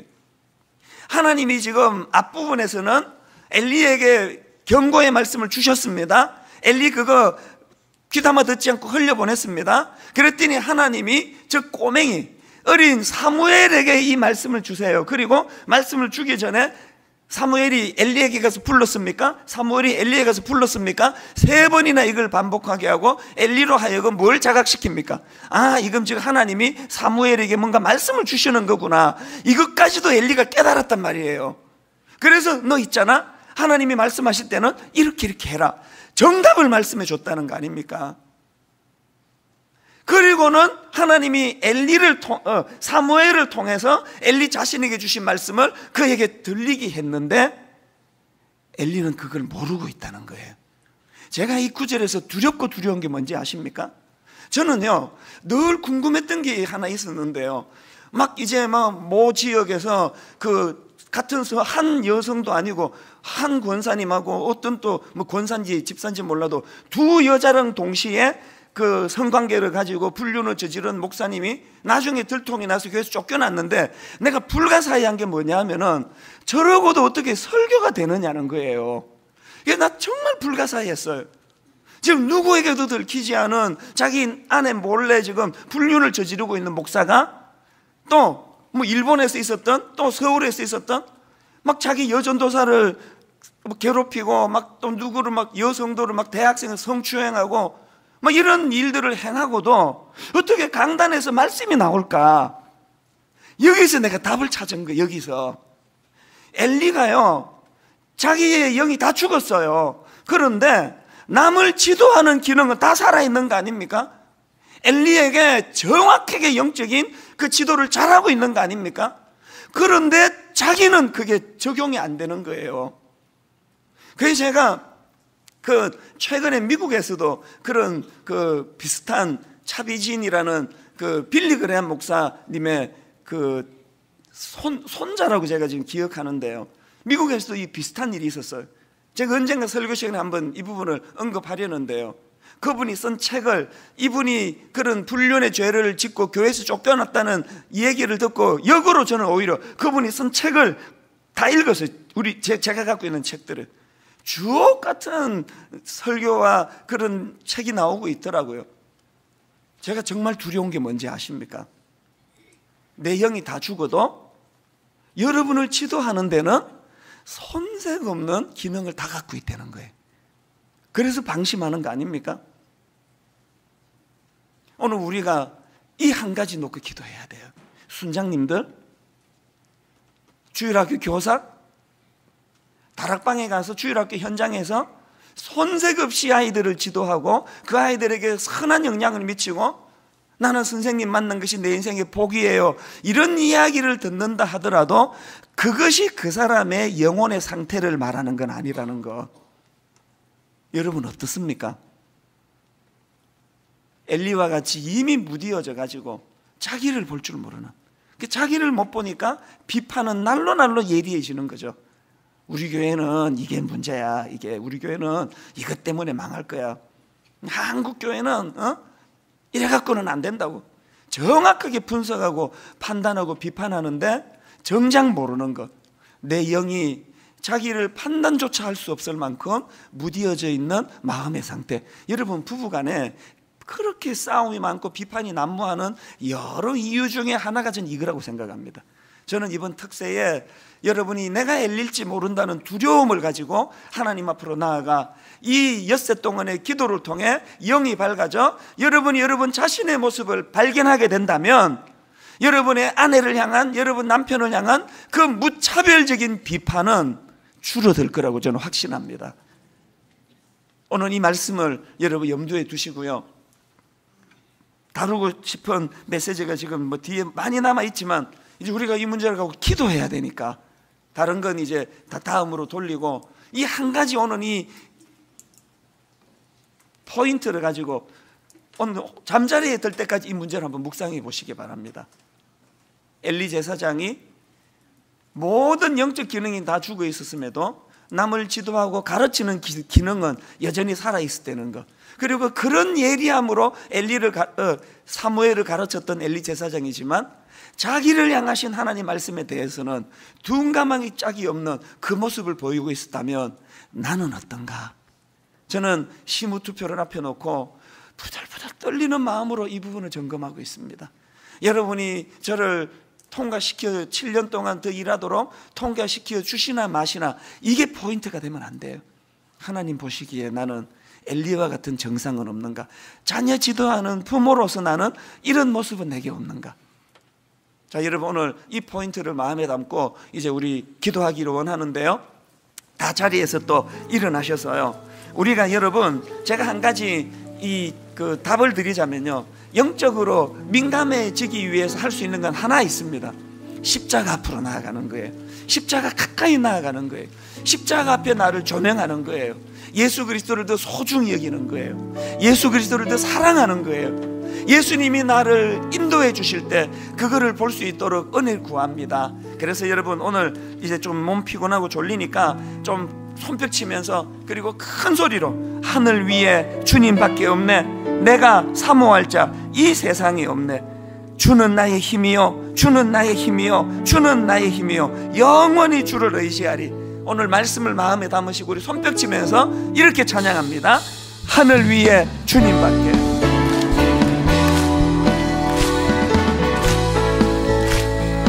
하늘 위에 주님밖에, 하늘 위에 주님. 지난주 암으로 죽어가던 무슨 포시 교수였나요? 그 교수 말씀을 드렸는데, 육신의 질병은요, 딱 검사했더니 암 말기다 그러면 못 살려요. 근데 영적인 세계는 그렇지 않습니다. 우리 영이 지금 엘리 제사장처럼 말기암과 같은 증상, 그래서 나 자꾸 눕고 싶고 무기력하고 그랬다 할지라도 그 사실을 깨닫고 돌이켜 회개하면 바로 치유가 되는 게 영적인 세계예요.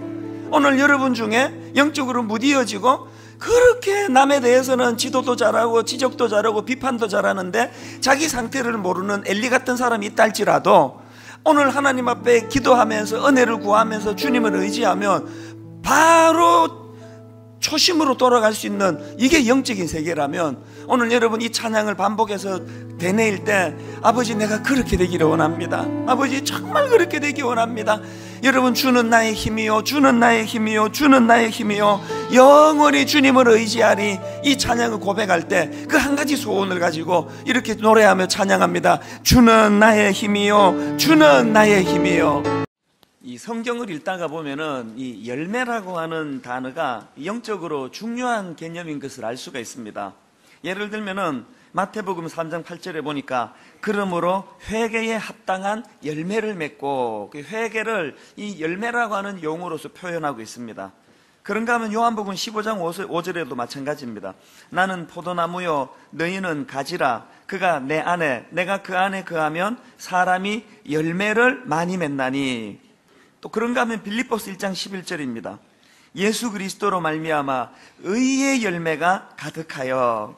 또 히브리서 12장 11절 무릇 징계가 당시에는 즐거워 보이지 않고 슬퍼 보이나 후에 그로 말미암아 연단받은 자들은 의와 평강의 열매를 맺느니라.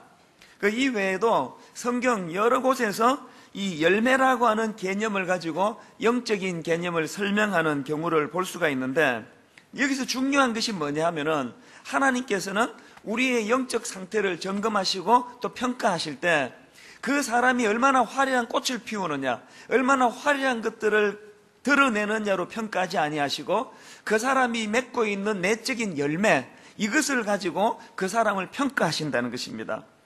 그게 바로 마태복음 7장 15절부터 있는 말씀인데 한번 보십시오. 거짓 선지자들을 삼가라. 양의 옷을 입고 너희에게 나아오나 속에는 노략질하는 일이라. 그들의 열매로 그들을 알지니 가시나무에서 포도를 또는 은건귀에서 무화과를 따겠느냐.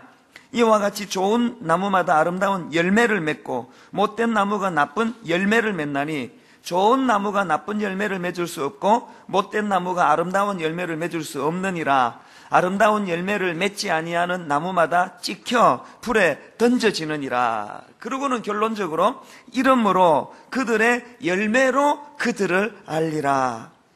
이렇게 이 열매가 굉장히 중요한 개념이라면, 이런 맥락으로 본다면 신앙생활을 하는 우리 모두는 다 갈라디아서 5장 22절 23절에 나와 있는 이 성령의 열매들에 대해서 깊이 묵상하고 또 그것들을 상고해야 된다고 생각합니다.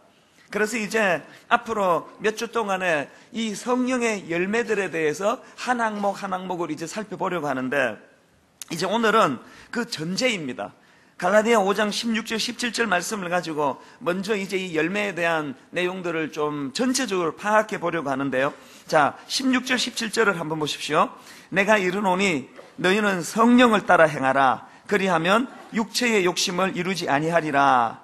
육체의 소욕은 성령을 거스르고 성령은 육체를 거스르나니 이 둘이 서로 대적함으로 너희가 원하는 것을 하지 못하게 하려 함이니라. 자, 여기서 우리가 먼저 알아야 될 것이 뭐냐 하면은, 아무리 성령 충만한 사람이라 할지라도 육체의 소욕으로부터 자유하는 인생은 아무도 없다는 것입니다. 오히려 성령 충만한 사람일수록 더 이 영적 전쟁에 노출이 돼가지고 육체의 소욕은 성령을 거스르기를 원하는데 성령 충만할수록 이 악한 육체의 소욕의 공격이 더 극심해진다는 것입니다. 예를 들면은 바울을 한번 보십시오. 대사도인 사도 바울이 아마 그 당시에 그 편지를 읽는 사람들에게 충격이었을 것입니다. 그가 로마서 7장에서 무슨 충격적인 이야기를 하는가 하니까 22절입니다. 내 속사람으로는 하나님의 법을 즐거워하되 내 지체 속에서 한 다른 법이 내 마음의 법과 싸워 내 지체 속에 있는 죄의 법으로 나를 사로잡는 것을 보는도다. 그러면서 무슨 얘기를 하는가 하니까 자기가 원하는 바 선은 행하지 못하고 원치 않는 바 악을 행할 수밖에 없는 존재임을 탄식한다는 거예요. 그러면서 심지어는 이런 얘기까지 합니다. 내가 혹시나 여러분을 실망시키고 여러분 보시기에 어처구니 없는 이런 악한 것들을 행하면 그건 내가 아닙니다. 그건 내가 아니고 내 안에 있는 또 다른 한 속사람, 그 악한 것이 나를 부추겨서 그렇게 된 것입니다. 그러면서 너무나 그런 자신을 절망하면서 뭐라고 이야기합니까? 오호라 나는 곤고한 사람이로다. 이 사망의 몸에서 누가 나를 건져내랴? 아마 그 당시에 바울을 하늘처럼 떠받들던 수많은 사람들에게 이거 아마 충격이 됐을 거예요. 근데 여러분 사실은요, 이게 바울의 위대함이에요. 아무리 사람들이 자기를 추종하고 떠받들고 위대한 사람이라고 그렇게 부추겨도 바울은 정직하잖아요. 자기 내면에 대해서. 그래서 이런 걸 보면서 저부터가 또 우리 지도자들이 하나님 앞에 더 정직해야 된다고 생각합니다. 안 그런 척하고 죄 안 짓는 척하고 그 문제는 다 해결이 된 것처럼 그렇게 호도하다가 나중에 그냥 한 방에 넘어져서 얼마나 많은 사람들을 실족시키느냐는. 그렇기 때문에 우리 모두는 다 하나님 앞에 또 사람들 앞에 자꾸 시인해야 됩니다.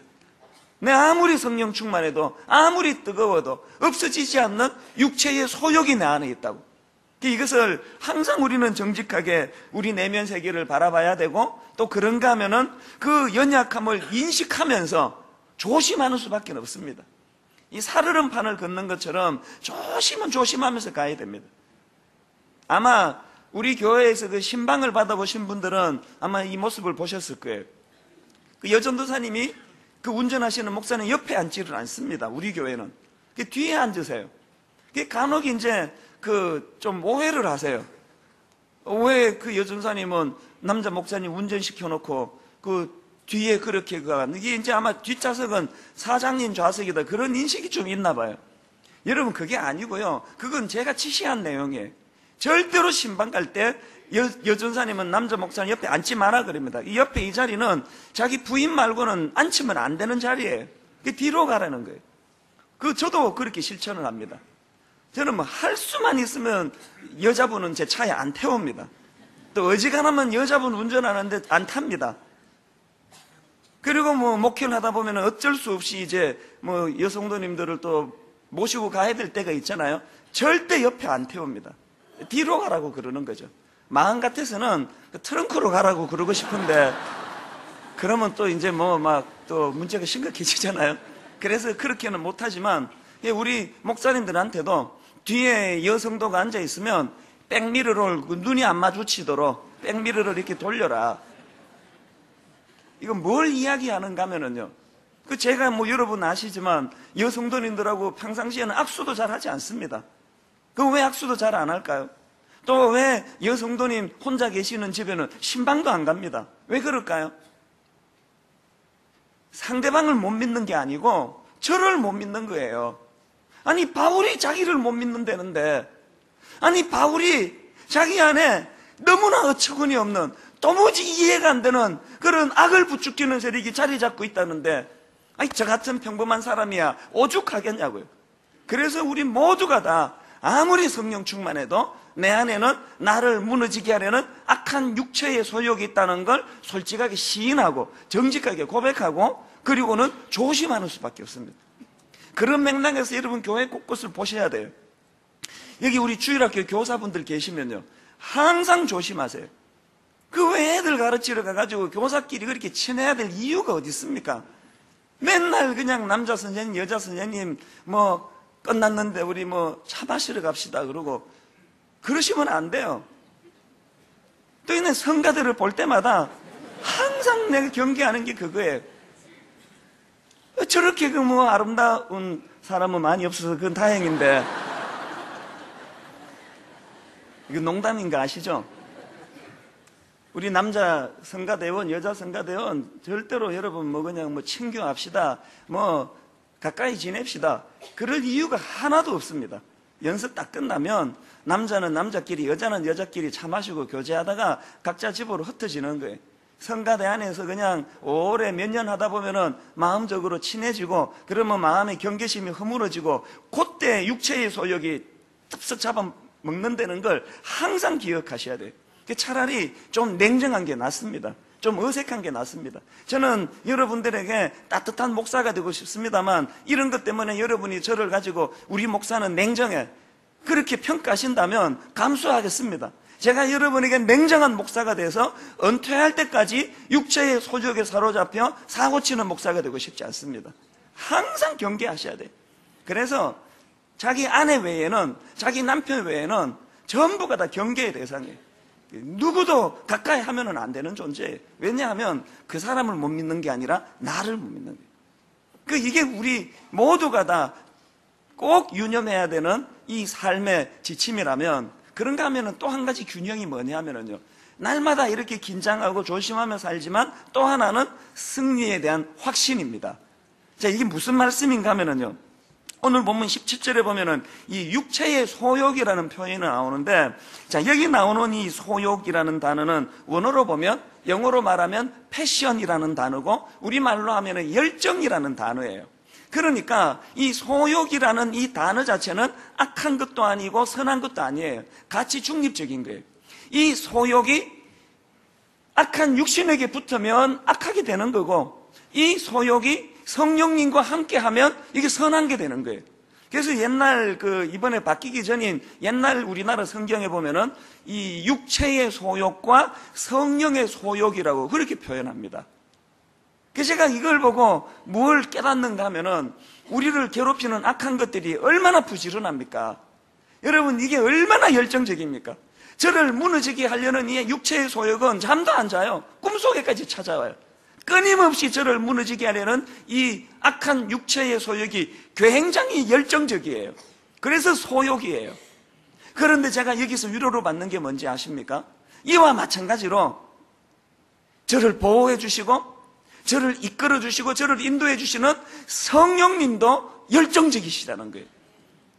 그 성령님의 열정이 저같이 평범하게 짝이 없는, 평범해서 약간 미달되는 이런 나 같은 인생에 대해서도 이처럼 하나님께서 인도해 주시는 거예요.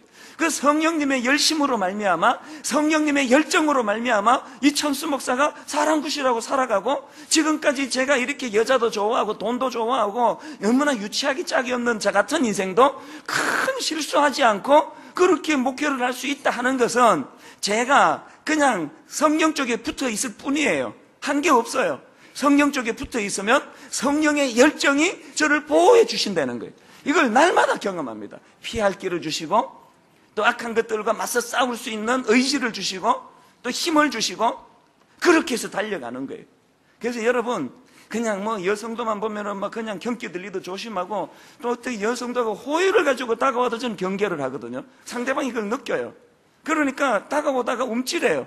그런 어색한 삶을 살지만, 그러나 이것이 저에게 어색함이 아니에요. 기쁨이에요. 희열이에요. 어떤 때는 계산해요. 자, 이제 10몇 년 남았다. 은퇴할 때까지 10몇 년만 버티면 성공이다. 내 은퇴할 때까지 하나님 앞에 추한 모습 보여드리지 않고 성도들을 실망시키지 않게 되는 거 카운트다운. 이제 송구영신 예배 10몇 번 드리면 해방이다, 은퇴다. 은퇴할 때까지 버틸 힘을 하나님 주실 것이다. 그러면 이게 제 삶의 활력이 된다는 거예요. 그래서 저는 우리 교회에 항상 이렇게 등록하신 분들 중에서 이렇게 외모가 참 너무나 평범하고 말씀을 전할 수밖에 없는, 말씀 전하는 그 외에는 다른 생각이 들게 하지 않는 이런 분들이 다 등록해 주셔서 너무 감사합니다. 이렇게 여러분이 지금 무슨 소리 하고 왔나 싶으시겠지만 저도 그렇고 여러분도 그렇고 모두가 다 영적 전쟁에서 열정적이신 성령님을 의지해서 우리 생애에 실족하는 일이 일어나지 않기를 주님 이름으로 축원합니다. 이것이 우리에게 굉장히 중요한 목표가 돼야 됩니다. 그래서 여러분, 우리 생애에 이 16절 말씀을 구현해내야 됩니다. 내가 이르노니 너희는 성령을 따라 행하라. 그리하면 육체의 욕심을 이루지 아니하리라. 얼마나 소망의 말씀입니까? 내가 싸우는 게 아니에요. 내가 뭐 하는 게 아니에요. 저는 그냥 성령 편에 붙어 있으면 돼요. 내가 성령을 따라 행하면 내 생애에 육체의 욕심으로 수치의 자리에 빠지는 일이 없다는 것을 우리 삶을 통해 구현해내는 이런 삶의 목표가 저에게 또 여러분에게 있게 되시기를 바랍니다. 자, 이런 차원에서 이제 우리가 갈라디아서 5장에 나와 있는 이 성령의 열매들을 사모하면서 이제 한 항목들을 살펴보려고 하는데, 이제 오늘은 좀 총체적으로 이제 이 강론으로 들어가기 전에 좀 전체적으로 이 성령의 열매들의 특징이 뭔가를 크게 두 가지로 이제 한번 분리해서 살펴보려고 합니다. 첫째로요, 이 성령의 열매는 그러면 어떻게 맺을 수 있는 것인가? 자, 성령의 열매는 성령님 의지해야 맺을 수 있는 열매라는 것입니다. 이렇게 뻔한 상식적인 이야기를 제가 왜 강조해 드리는가 하면은 이 갈라디아서의 배경 때문에 그렇습니다. 바울이 이제 갈라디아 교회를 개척하지 않았습니까? 제가 분당 우리 교회를 개척하듯이. 그렇게 하고는 일정한 시간이 지나서 바울은 이제 갈라디아 지역을 떠나가지고 또 다른 곳으로 이제 떠나지 않습니까? 제가 이제 일정한 시간이 지나서 이 교회를 사임하고 이제 필리핀 선교사로 내가 떠납니다. 혹은 또 중동의 어느 지역으로 선교사로 떠납니다. 그러면요, 제가 그걸 상상만 해도 슬퍼요. 내가 이 교회를 떠난다는 상상만 해도 마음이 힘듭니다. 그러니까 바울이 지금 자기가 개척한 갈라디아 교회를 떠나 있으니까 온통 마음이 거기에 쏠려 있을 거예요. 내가 없어도 잘하고 있을지, 잘하고 있겠지?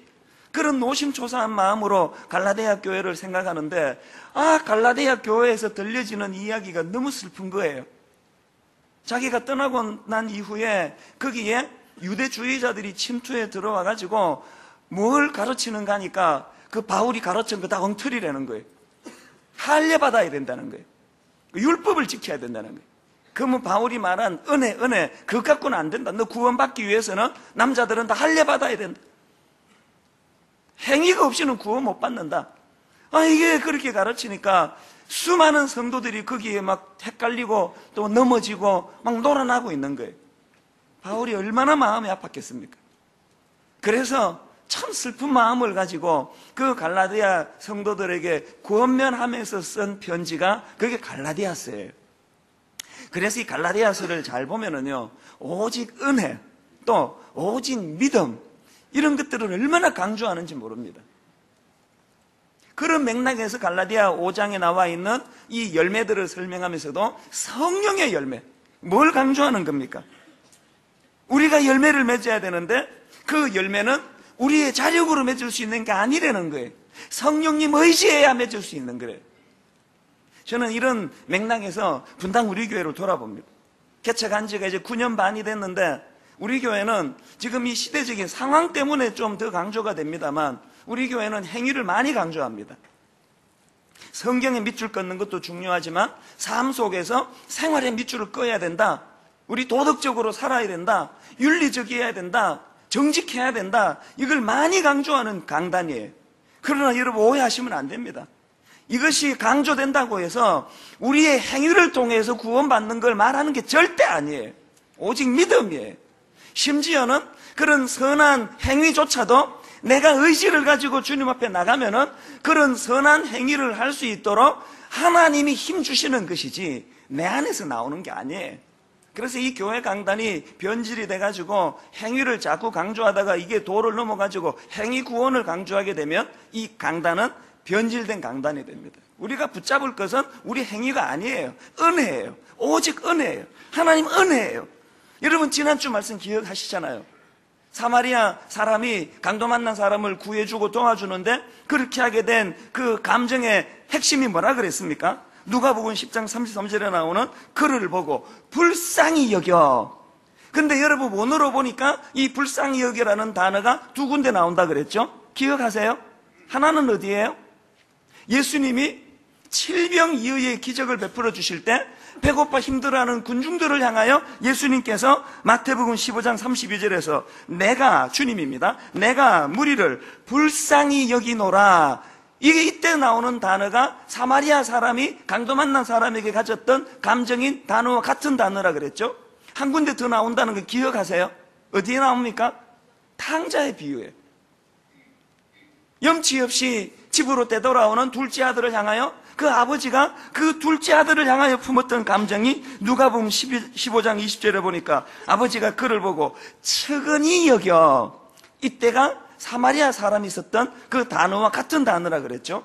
그래서 여러분 이게 무슨 의미를 가지고 있다고요? 불쌍히 여겨 혹은 긍휼이라는 이 감정은요, 하나님의 성품이에요.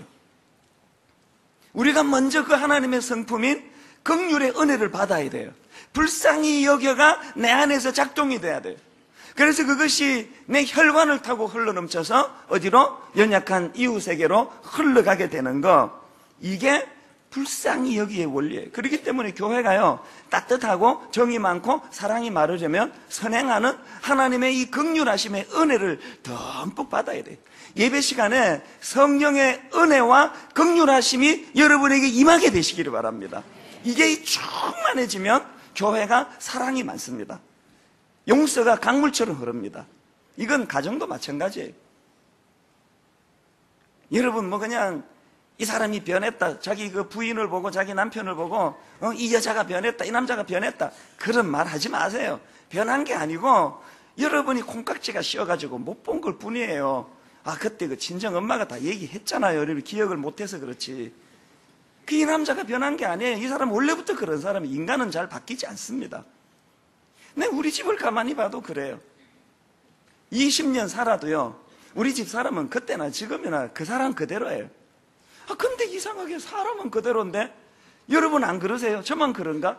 어떨 때는 막 이 여자가 막 이뻐 죽겠고 좋아 죽겠고 막 결혼 잘했지, 이런 여자를 내가 어디서 만나, 하나님 감사합니다, 영어로 땡큐 막 이러면서 막 그냥 이 여자가 너무 좋을 때가 있어요. 그럴 때 있잖아요, 그죠? 근데 똑같은 그 여자인데 어떨 때는 막 그냥 꼴 보기가 싫어져요. 뭐 이런 여자가 다 있나 싶고, 그때 바로 그 앞에 그 여자랑 결혼했어야 되는데 내가 왜 이랬지? 판단력이 흐렸다 막 이런 생각을 하면서 이게 목사가 돼서 이거 참 이혼도 못하고 이거 이렇게 살아야 되나? 아니, 내가 지금 이제 그냥 과장스럽게 이야기하는 거예요. 가정에 문제 없습니다. 근데 여러분 보세요. 이 사람이요, 어느 날에는 요부처럼 저를 막 그냥 꼬드기고 홀려가지고 내가 마음을 빼앗겼다가, 어떨 때는 이 여자가 마른 막대기처럼 그냥 매력도 없이 변했다가, 그래서 제가 이랬다 저랬다 하는 거 아니에요. 보면 이 사람은 항상 그 자리에 한결같아요. 근데 저 혼자서 좋아졌다가 싫어졌다가 마음에 쏙 들었다가 미워졌다가 왔다 갔다 하더라고요. 그래서 제가 가만히 그 원리를 보니까 그건 상대방의 문제가 아니에요. 제가 하나님 아버지의 이 긍휼히 여기심, 불쌍히 여기사의 은혜를 많이 받으면 이것이 내 모든 그 혈관을 타고 흘러서 그 아내를 향해서 이 흘러가니까 이뻐 보여요. 그리고 상대방의 약점조차도 귀여운 거 아시죠? 상대방의 약점조차도 불쌍해요. 도와주고 싶어요. 내가 이 여자 이걸 도와줘야지. 그건 내 성품이 아니고 은혜 받은 하나님으로부터 흘러받은 성품이에요. 어떨 때 막 이 여자가 꼴보기 싫고 하는 것은 그 여자가 유난히 타락하고 변질해서가 아니에요. 제가 하나님의 사랑의 공급이 고갈돼서 그래요. 내가 그것이 고갈되니까 별거 아닌 일에도 막 그냥 짜증이 나고 화가 나는 거예요. 그래서 여러분, 가정을 위해서 이런 말은 다시는 하지 마세요. 당신 변해야 돼, 당신 변해야 돼, 우리 가정을 위해서. 아니에요. 그 당신은 변하지도 않을 뿐더러 원래부터 그랬고 지금까지 그런 사람이에요. 내가 은혜 받아야 돼요. 하나님 예배에 은혜 받고 아버지 하나님의 긍휼하심이 내 안에 풍성해지기 원합니다. 그래서 그냥 여기에 뭐 그냥 얄팍하게 그러지 말고 차고 넘쳐야 돼.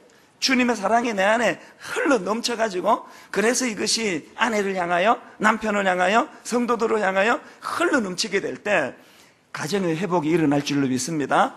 교회가 그렇게 회복이 될 줄로 믿습니다. 이게 바로 성령으로부터 기인하는 열매, 성령의 열매의 의미입니다. 그런가 하면 두 번째로, 이 성령의 열매의 내용을 가만히 분석해 보니까 두 가지 특징이 있더라고요. 성령의 열매는요, 첫째, 하나같이 인격적이에요. 둘째, 하나같이 관계지향적인 특징을 갖고 있습니다. 자, 그 9가지 열매를 한번 보세요. 열거되는 5장 22절 23절입니다. 오직 성령의 열매는 사랑과 희락과 화평과 오래 참음과 자비와 양선과 충성과 온유와 절제니. 여러분, 이게 다 인격적인 거 아닙니까? 또 이게 다 관계지향적인 거 아닙니까? 근데 여러분, 여기서 한 가지 참 재밌는 게 하나 있는데요.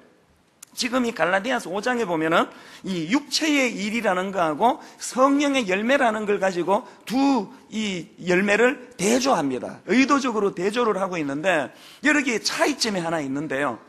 19절에 나오는 이 육체의 일은 분명하니 곧 음행과 더러운 것과 호색과 쭉 나가는데, 우리나라 성경에는 이게 단수로 표현되어 있는데 이게 잘못된 번역이에요.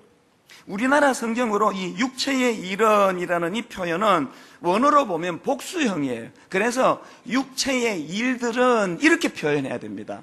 그리고는 이제 쭉 열거되는 그 항목들이 이제 복수로 이제 나열이 되거든요. 근데 원어로 보면 여기서 참 흥미로운 게 뭐냐면은 똑같이 9가지 항목이 열거되는 성령의 열매를 설명하는데, 원어에 보면은 성령의 열매는 복수가 아니라 단수로 표현되어 있습니다. 뭘 의미할까요? 성령의 9가지 열매는요, 우리가 추구해야 되는 9가지 항목이 아니고요, 성령의 열매는 오직 하나예요. 뭘까요? 성령의 열매가 추구하는 것은 예수 그리스도의 인격을 담는 것, 그거 하나예요. 그거 단수, 예수님 인격을 담는 그 하나의 열매에 9가지 양상이 펼쳐진다는 이야기입니다. 자, 그렇기 때문에 여기서 우리가 기억해야 되는 것은, 성령 충만한 사람은 이유여하를 막론하고 주님 인격 닮은 사람이어야 돼요. 주님 성품 닮은 사람이어야 돼요. 간혹 보면은요, 이 성령의 은사를 경험하는 분이 계세요. 방언을 경험하고 너무 신기합니다. 통변하는 분이 계세요. 누가 방언으로 기도했는데 그것을 해석을 해줘요. 아, 그건 이런 뜻으로 이렇게 하나님 이렇게 말씀하십니다. 또 예언의 은사가 있는 분이 계세요. 너무나 정말 이 머리털이 쓸 만큼 잘 맞추는 분이 계세요. 아주 정확하게 판단합니다. 그 이런 놀라운 은사들을 보면은 전율이 느껴지는데요, 여기서 중요한 게 뭔지 아십니까? 여러분, 악령도 능력을 갖고 있다는 거 아시죠? 우리가요, 성령의 은사를 그렇게 갈구하고 사모하지만 그 성령의 은사가 성령의 은사인지 가짜인지 심지어는 악한 영의 힘인지를 분별할 수 있는 잣대가 있다면, 그것을 드러내는 그 사람이 예수님 인격을 닮았는가? 그게 첫 번째 잣대예요. 이찬수 목사가 가르치는 은사도 하나님 주시고 목회 잘할 수 있는 각종 은사를 주셨지만, 제가 인격적이지를 않고, 제가 우리 부교역자들을 함부로 대하고 비인격적으로 대하고, 제가 그냥 삶 속에서 거짓말을 밥 먹듯이 하고, 그러면은 저는 성령의 사람이 아닙니다. 오늘 우리 모두가 추구해야 되는 것은 성령의 9가지 열매가 아니라, 성령의 열매는 오직 하나예요. 성령의 열매는 오직 하나. 빌립보서 2장 5절에 나와 있는 너희 안에 이 마음을 품어라, 곧 그리스도 예수의 마음이니라. 분당 우리 교회를 위시해서 이 땅의 모든 그리스도인들이 추구해야 되는 목표는 딱 하나예요. 그리스도 예수의 인격을 담는, 예수의 마음을 담는 사람이 되는 거예요. 오늘 우리는 꼭 잡는 게 매다 막 이런 이야기를 하면서 결과만 보는 거예요. 열매만 보는 거예요. 아, 저 사람이 뭔가 병을 고쳐준다, 귀신을 쫓아낸다. 여러분, 귀신도 귀신을 쫓아냅니다. 그런 양상보다 더 중요한 것은 성령의 가장 소중한 열매의 엑기스가 뭐라고 말합니까? 복수가 아니라 단수인데, 그것은 예수님 성품 닮아가는 거예요. 우리 모두가 다 이 사실을 절대로 잊어서는 안 됩니다. 그런가 하면은 이처럼 성령의 열매는 인격적이어서 예수님 인격을 닮아가는 것이라면 또 한 가지 뭐라 그랬죠? 성령의 열매는 관계지향적이에요. 관계지향. 지금 이 성령의 열매를 쭉 열거하고요, 그 말씀의 결론을 어떻게 맺는가 보니까 갈라디아 5장 25절 26절입니다. 만일 우리가 성령으로 살면 또한 성령으로 행할지니, 그 다음 보십시오. 헛된 영광을 구하여 서로 노엽게 하거나 서로 투기하지 말지니라. 여러분, 성경의 이 논리가요, 네가 성령 충만해서 산으로 들어가라, 성령 충만해서 신령한 그 무엇을 구하라, 이게 아니고 너무나 세상적인 삶 속에서 성령 충만해서 다투지 말고 질투하지 말라는 거예요. 이게 성경이 가르치신 거예요. 오늘 우리가 지금까지 이런 부분에 너무나 방향을 잘못 잡았다는 사실이에요. 그래서 여러분, 성령의 사람은 상식적인 사람이에요. 성령의 사람은 무례하지 않는 사람이에요. 성령의 사람은 함부로 남을 괴롭히고 비방하고 수군거리고 그렇게 하지 않습니다. 성령의 사람은 인격의 사람, 성령의 사람은 상식이 통하는 사람, 성령의 사람은 이 세상 질서를 거슬르지 않는 사람. 저는 분당 우리 교회 모든 성도님들이 성령의 사람이 되시기를 바랍니다. 뿐만 아니라 우리 교회 모든 성도들은 상식이 통하는 사람, 분당 우리 교회 성도님들은 세상 질서를 잘 지키는 사람, 분당 우리 교회 성도님들은 나보다도 남을 더 많이 배려하는 사람, 공동체적인 성향을 가진 사람. 그래서 여러분, 폴 트루니에라고 하는 유명한 상담학자는 이런 말을 했습니다. 심리치료사이기도 한데요, 사람이 혼자 할 수 없는 일이 두 가지 있다. 하나는 결혼이고 또 하나는 그리스도인이 되는 것이다. 너무나 여러분 중요한 메시지예요. 오늘 우리가 이 땅을 살아가면서 그리스도인이 된다는 것은 관계지향적인 인물이 되는 거예요. 이런 맥락에서 지금 어떤 면에서 인터넷 예배, 인터넷 설교, 저도 여러 번 갈등을 느껴요. 분당 우리 교회에서 제가 드리는 설교는 눈으로 보여지는 여러분, 가시적인 공동체에게 전한 설교지 눈에 보이지 않는 세상 사람들에게 하는 설교가 아니에요. 그래서 제 설교가 이제 인터넷을 타고 또 아이폰을 타고 그렇게 이제 설교를 많이 들을 때마다 저는 갈등을 느껴요. 이거 끊어야 되는 거 아닌가? 인터넷으로만 예배를 드리는 거, 인터넷으로만 설교를 듣는 거, 그건 영적인 게 아니에요. 인터넷에서 은혜 받으면 자기 교회로 돌아가야 돼요. 공동체 생활을 해야 돼요. 성령의 열매는 공동체 지향적이에요. 관계 지향적이에요. 이건 성격하고 다른 거예요. 저는 분당 우리 교회 모든 성도님들이 히브리서 10장 24절 25절을 늘 명심하시기를 바랍니다. 서로 돌아보아 사랑과 선행을 격려하며 모이기를 패하는 어떤 사람들의 습관과 같이 하지 말고 오직 권하여 그날이 가까움을 볼수록 그리하자. 피해야 되는 거 뭐라고 말합니까? 모이기를 패하는 어떤 사람들을 따라해서는 안 된다는 거예요. 다락방 참석하셔야 됩니다. 좋아서가 아니에요. 좋은 사람 많아서가 아니에요. 그건 우리에게 필수예요. 그래서 미운 사람을 만나야 돼요. 꼴보기 싫은 사람을 대면해야 돼요. 성령의 능력으로 그를 품을 때까지 기도하고 사랑하면서 실습하는 곳이 그게 다락방인 줄로 믿습니다. 저는 우리 교회를 생각하면서 마음이 아픈 몇 가지가 있는데 그 중에 하나가 자꾸 이런 소리가 들려요. 우리 교회 성도들이 외롭다는 거예요. 마음이 힘들다는 거예요. 아무도 자기에게 손 내밀어주는 사람이 없다는 거예요. 오늘 여러분이 이 교회에서 신앙생활 하면서 여러분 마음이 혹이나 외로우시다면 그것은 담임 목사를 잘못 만나서 그렇습니다. 담임 목사의 영성이 부족해서 그렇습니다. 이 교회가 담임 목사의 영성으로 말씀이 풍족해지고 예배 때마다 성령의 강한 은혜를 경험해서 하나님의 긍휼하심을 누린다면 외로운 사람을 외로운 사람으로 방치할 수가 없습니다. 그게 이 교회의 실력이에요. 그래서 가슴이 아픈 거예요. 오늘 여러분 중에 마음이 힘들고 외로우신 분들은 다 저를 원망하시면 돼요. 그것과 동시에 오늘 우리가 누군가에게 내 이 충만한 마음을 물꼬를 어떻게 터줘야 되느냐? 관계지향적인 성령의 9가지 열매를 마음에 품고 고의도로 가지 않고 연약한 자들에게 사랑의 손길을 뻗쳐야 됩니다. 제가 결론을 맺으면서요, 한 가지 참 가슴 따뜻한 이야기를 해드리고 말씀을 마무리하려고 합니다. 여러분, 그 강영우 박사라고 다 아시지 않습니까? 이분이 시각장애인에다가 동양인이라는 그 핸디캡을 딛고서요, 동양인으로는 드물게 미국 백악관 정책 차관보까지 지낸 사람입니다. 그런데 지난 연말에 이분에게 청천벽력 같은 사형 선고가 임했는데요, 췌장암 말기, 어느 정도 극심한 말기인가 하면은 그 당시로 생명이 한 달 내지 2달밖에 안 남아 있었다, 그런 선고를 받았습니다. 얼마나 당황스럽겠습니까? 그런데 여러분, 그 과정에서 이 독실한 크리스찬으로 알려져 있는 이 강영우 박사가 너무나 감동적인 모습을 보여줬는데요, 그 중에 하나가 뭐냐 하니까 죽음에 대한 초연한 태도예요. 의사 선생님이 수술하자, 그래서 수술을 잘하면은 2년 생명을 연장할 수 있다. 본인이 거절했답니다.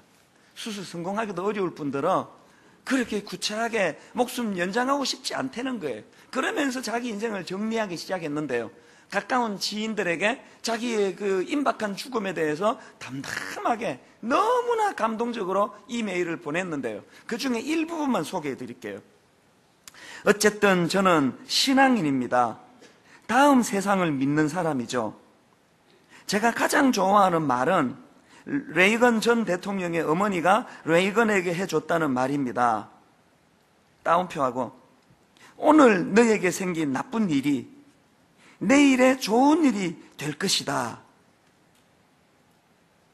죽음이라는 게 사람에게는 가장 나쁜 일일 수도 있겠지요. 하지만 그 다음에 더 좋은, 가장 좋은 일이 있을 수 있다는 얘기도 될 거예요. 전 그렇게 믿습니다. 육신으로 볼 때 죽음은 공포요, 좌절이요, 절망이지만 다음 세상을 믿는 하나님의 사람으로 이것은 내게 절망만은 아니라는 거예요. 생명 연장하는 일에, 수술하는 일에 쓰이고 싶지 않다는 거예요. 그 이메일이 회자되면서 너무나 많은 사람에게 감동을 줬는데, 어떤 기자에게 그 이메일이 이제 그 전달이 됐나 봅니다. 그래서 그걸 보고 감동을 받아가지고요, 그 기자가 강영우 박사 부부를 만났더니 그 부인도 똑같은 태도를 가지고 있더라는 거예요. 그 기사에다가 이런 글을 썼습니다. 한번 들어보세요. 아주 솔직하게 말씀드리면 두 분의 그런 모습이 조금 무서웠습니다. 보통 사람들의 모습과 너무 달랐기 때문입니다. 그리고 존경스러워졌습니다. 적어도 죽음을 대하는 그 자세는 인생의 마지막을 통보받고도 흔들리지 않는, 그리고 감사하다는 말을 잊지 않는 강 박사의 모습은 제가 범접하기 어려운 경지였습니다. 그리고는 이제 강 박사님이 하신 말씀을 이렇게 따옴표를 했는데요, 특히 따옴표하고, 시력을 잃은 것도 축복이었죠. 그 덕분에 더 열심히 살 수 있었습니다. 장애라는 것을 지옥으로 생각하면 그대로 된답니다. 그걸 축복으로 여기면 놀라운 일이 생기죠. 무엇보다 만남의 축복이 옵니다. 이 강 박사님의 말씀을 인용하면서 이렇게 마무리했습니다. 이렇게 만남의 축복을 인생의 성공 조건으로 꼽았던 말도 오래오래 기억에 남을 것 같습니다. 이게 우리에게 보여준 참 놀라운 그 죽음을 앞둔 분의 그런 귀한 모습이었는데, 그로부터 여러분 딱 일주일 뒤에요, 신문에 이분에 대한 기사가 하나가 더 떴습니다. 머리 기사가 이렇게 돼 있더라고요. 시한부 3 강영우 박사, 따옴표하고, 가진 것 다 주고 떠나렵니다. 콤마하고, 국제 로타리 재단에 보은의 25만 달러 기부. 그 내용을 들어보니까요, 이분이 그동안의 하나님 은혜가 너무 감사해서 하나님 은혜에 보온하는 마음으로, 이 세상에 보온하는 마음으로 무려 25만 달러, 우리나라 돈으로 2억 9천만 원의 장학기금을 만들어서 희사했는데, 가만히 보니까 자기 돈만이 아니에요. 본인이 20만 불을 내고 두 아들에게 2만 5천 불, 미국 돈으로 2만 5천 불, 절대 작은 돈 아닙니다. 그 두 아들에게 2만 5천 불을 니들도 해라, 그렇게 돈을 기부받아가지고 이제 25만 불을 만들었다는 거예요. 뭘 의미할까요?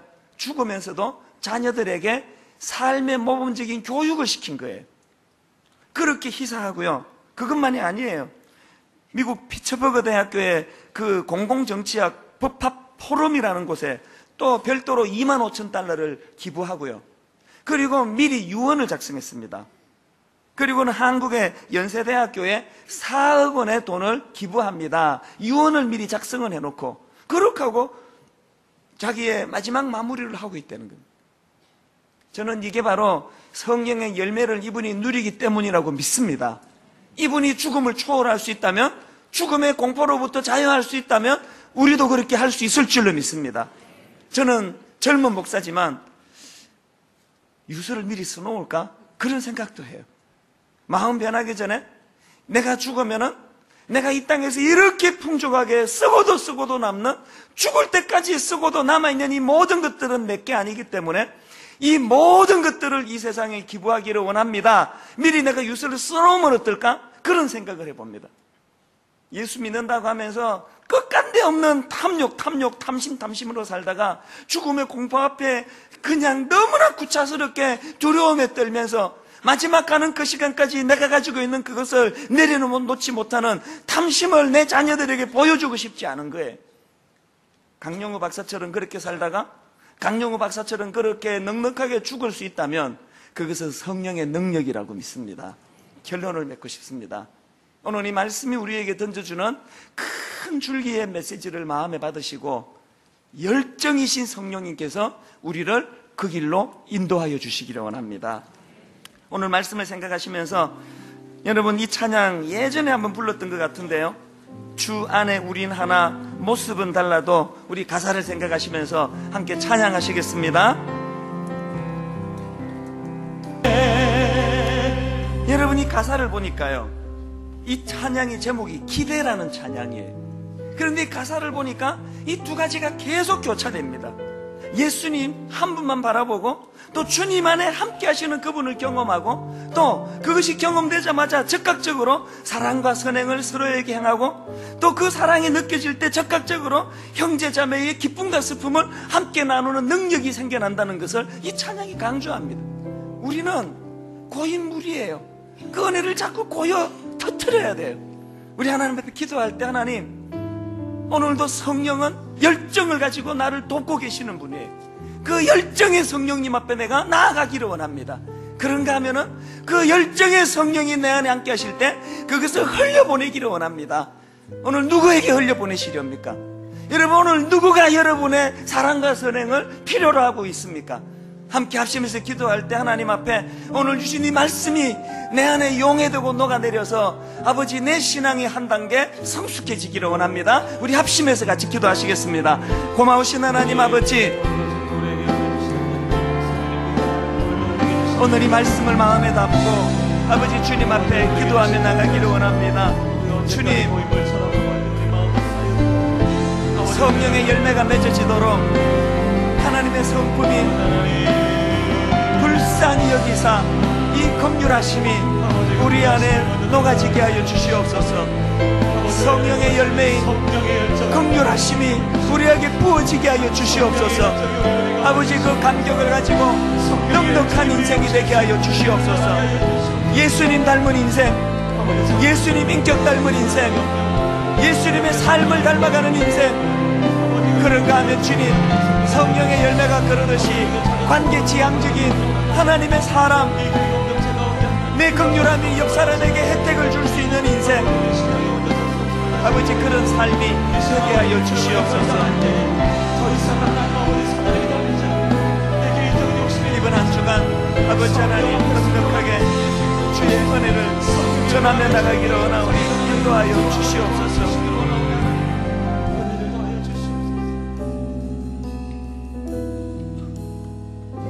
여러분 한 30초 또 한 1분 더 묵상하시면서 제가 영적으로 숙제를 하나 드릴까 합니다. 이번 한 주간 동안 사랑과 선행으로 서로를 격려하는 그 따스함으로 보듬을 하는 주님의 이 찬양 속에 오늘 여러분의 그 따스한 손길을 기다리는 누군가가 있을 거예요. 떠올려 보세요. 하나님, 내가 먼저 이 열정적이지 성령으로 말미암아 치유함을 경험할 수 있도록 도와주시고, 날마다 비굴하고 날마다 초라하고 날마다 실패하는 인생으로서의 삶이 아니라 이제 하나님 나도 넉넉하게 이길 수 있는 그 하나님의 강하신 또 열정의 성령님을 경험하고 그 은혜를 가지고 이번 한 주간 여러분 누군가에게 다가가시고 누군가에게 손을 내밀어 주시고 누군가에게 핸드폰 문자를 보내주시고 누군가에게 이메일로 격려해 주시고 누군가에게 따뜻한 식사 한 끼 대접해 주시고 이번 한 주간 그런 삶의 실천이 일어나게 되시기를 바랍니다.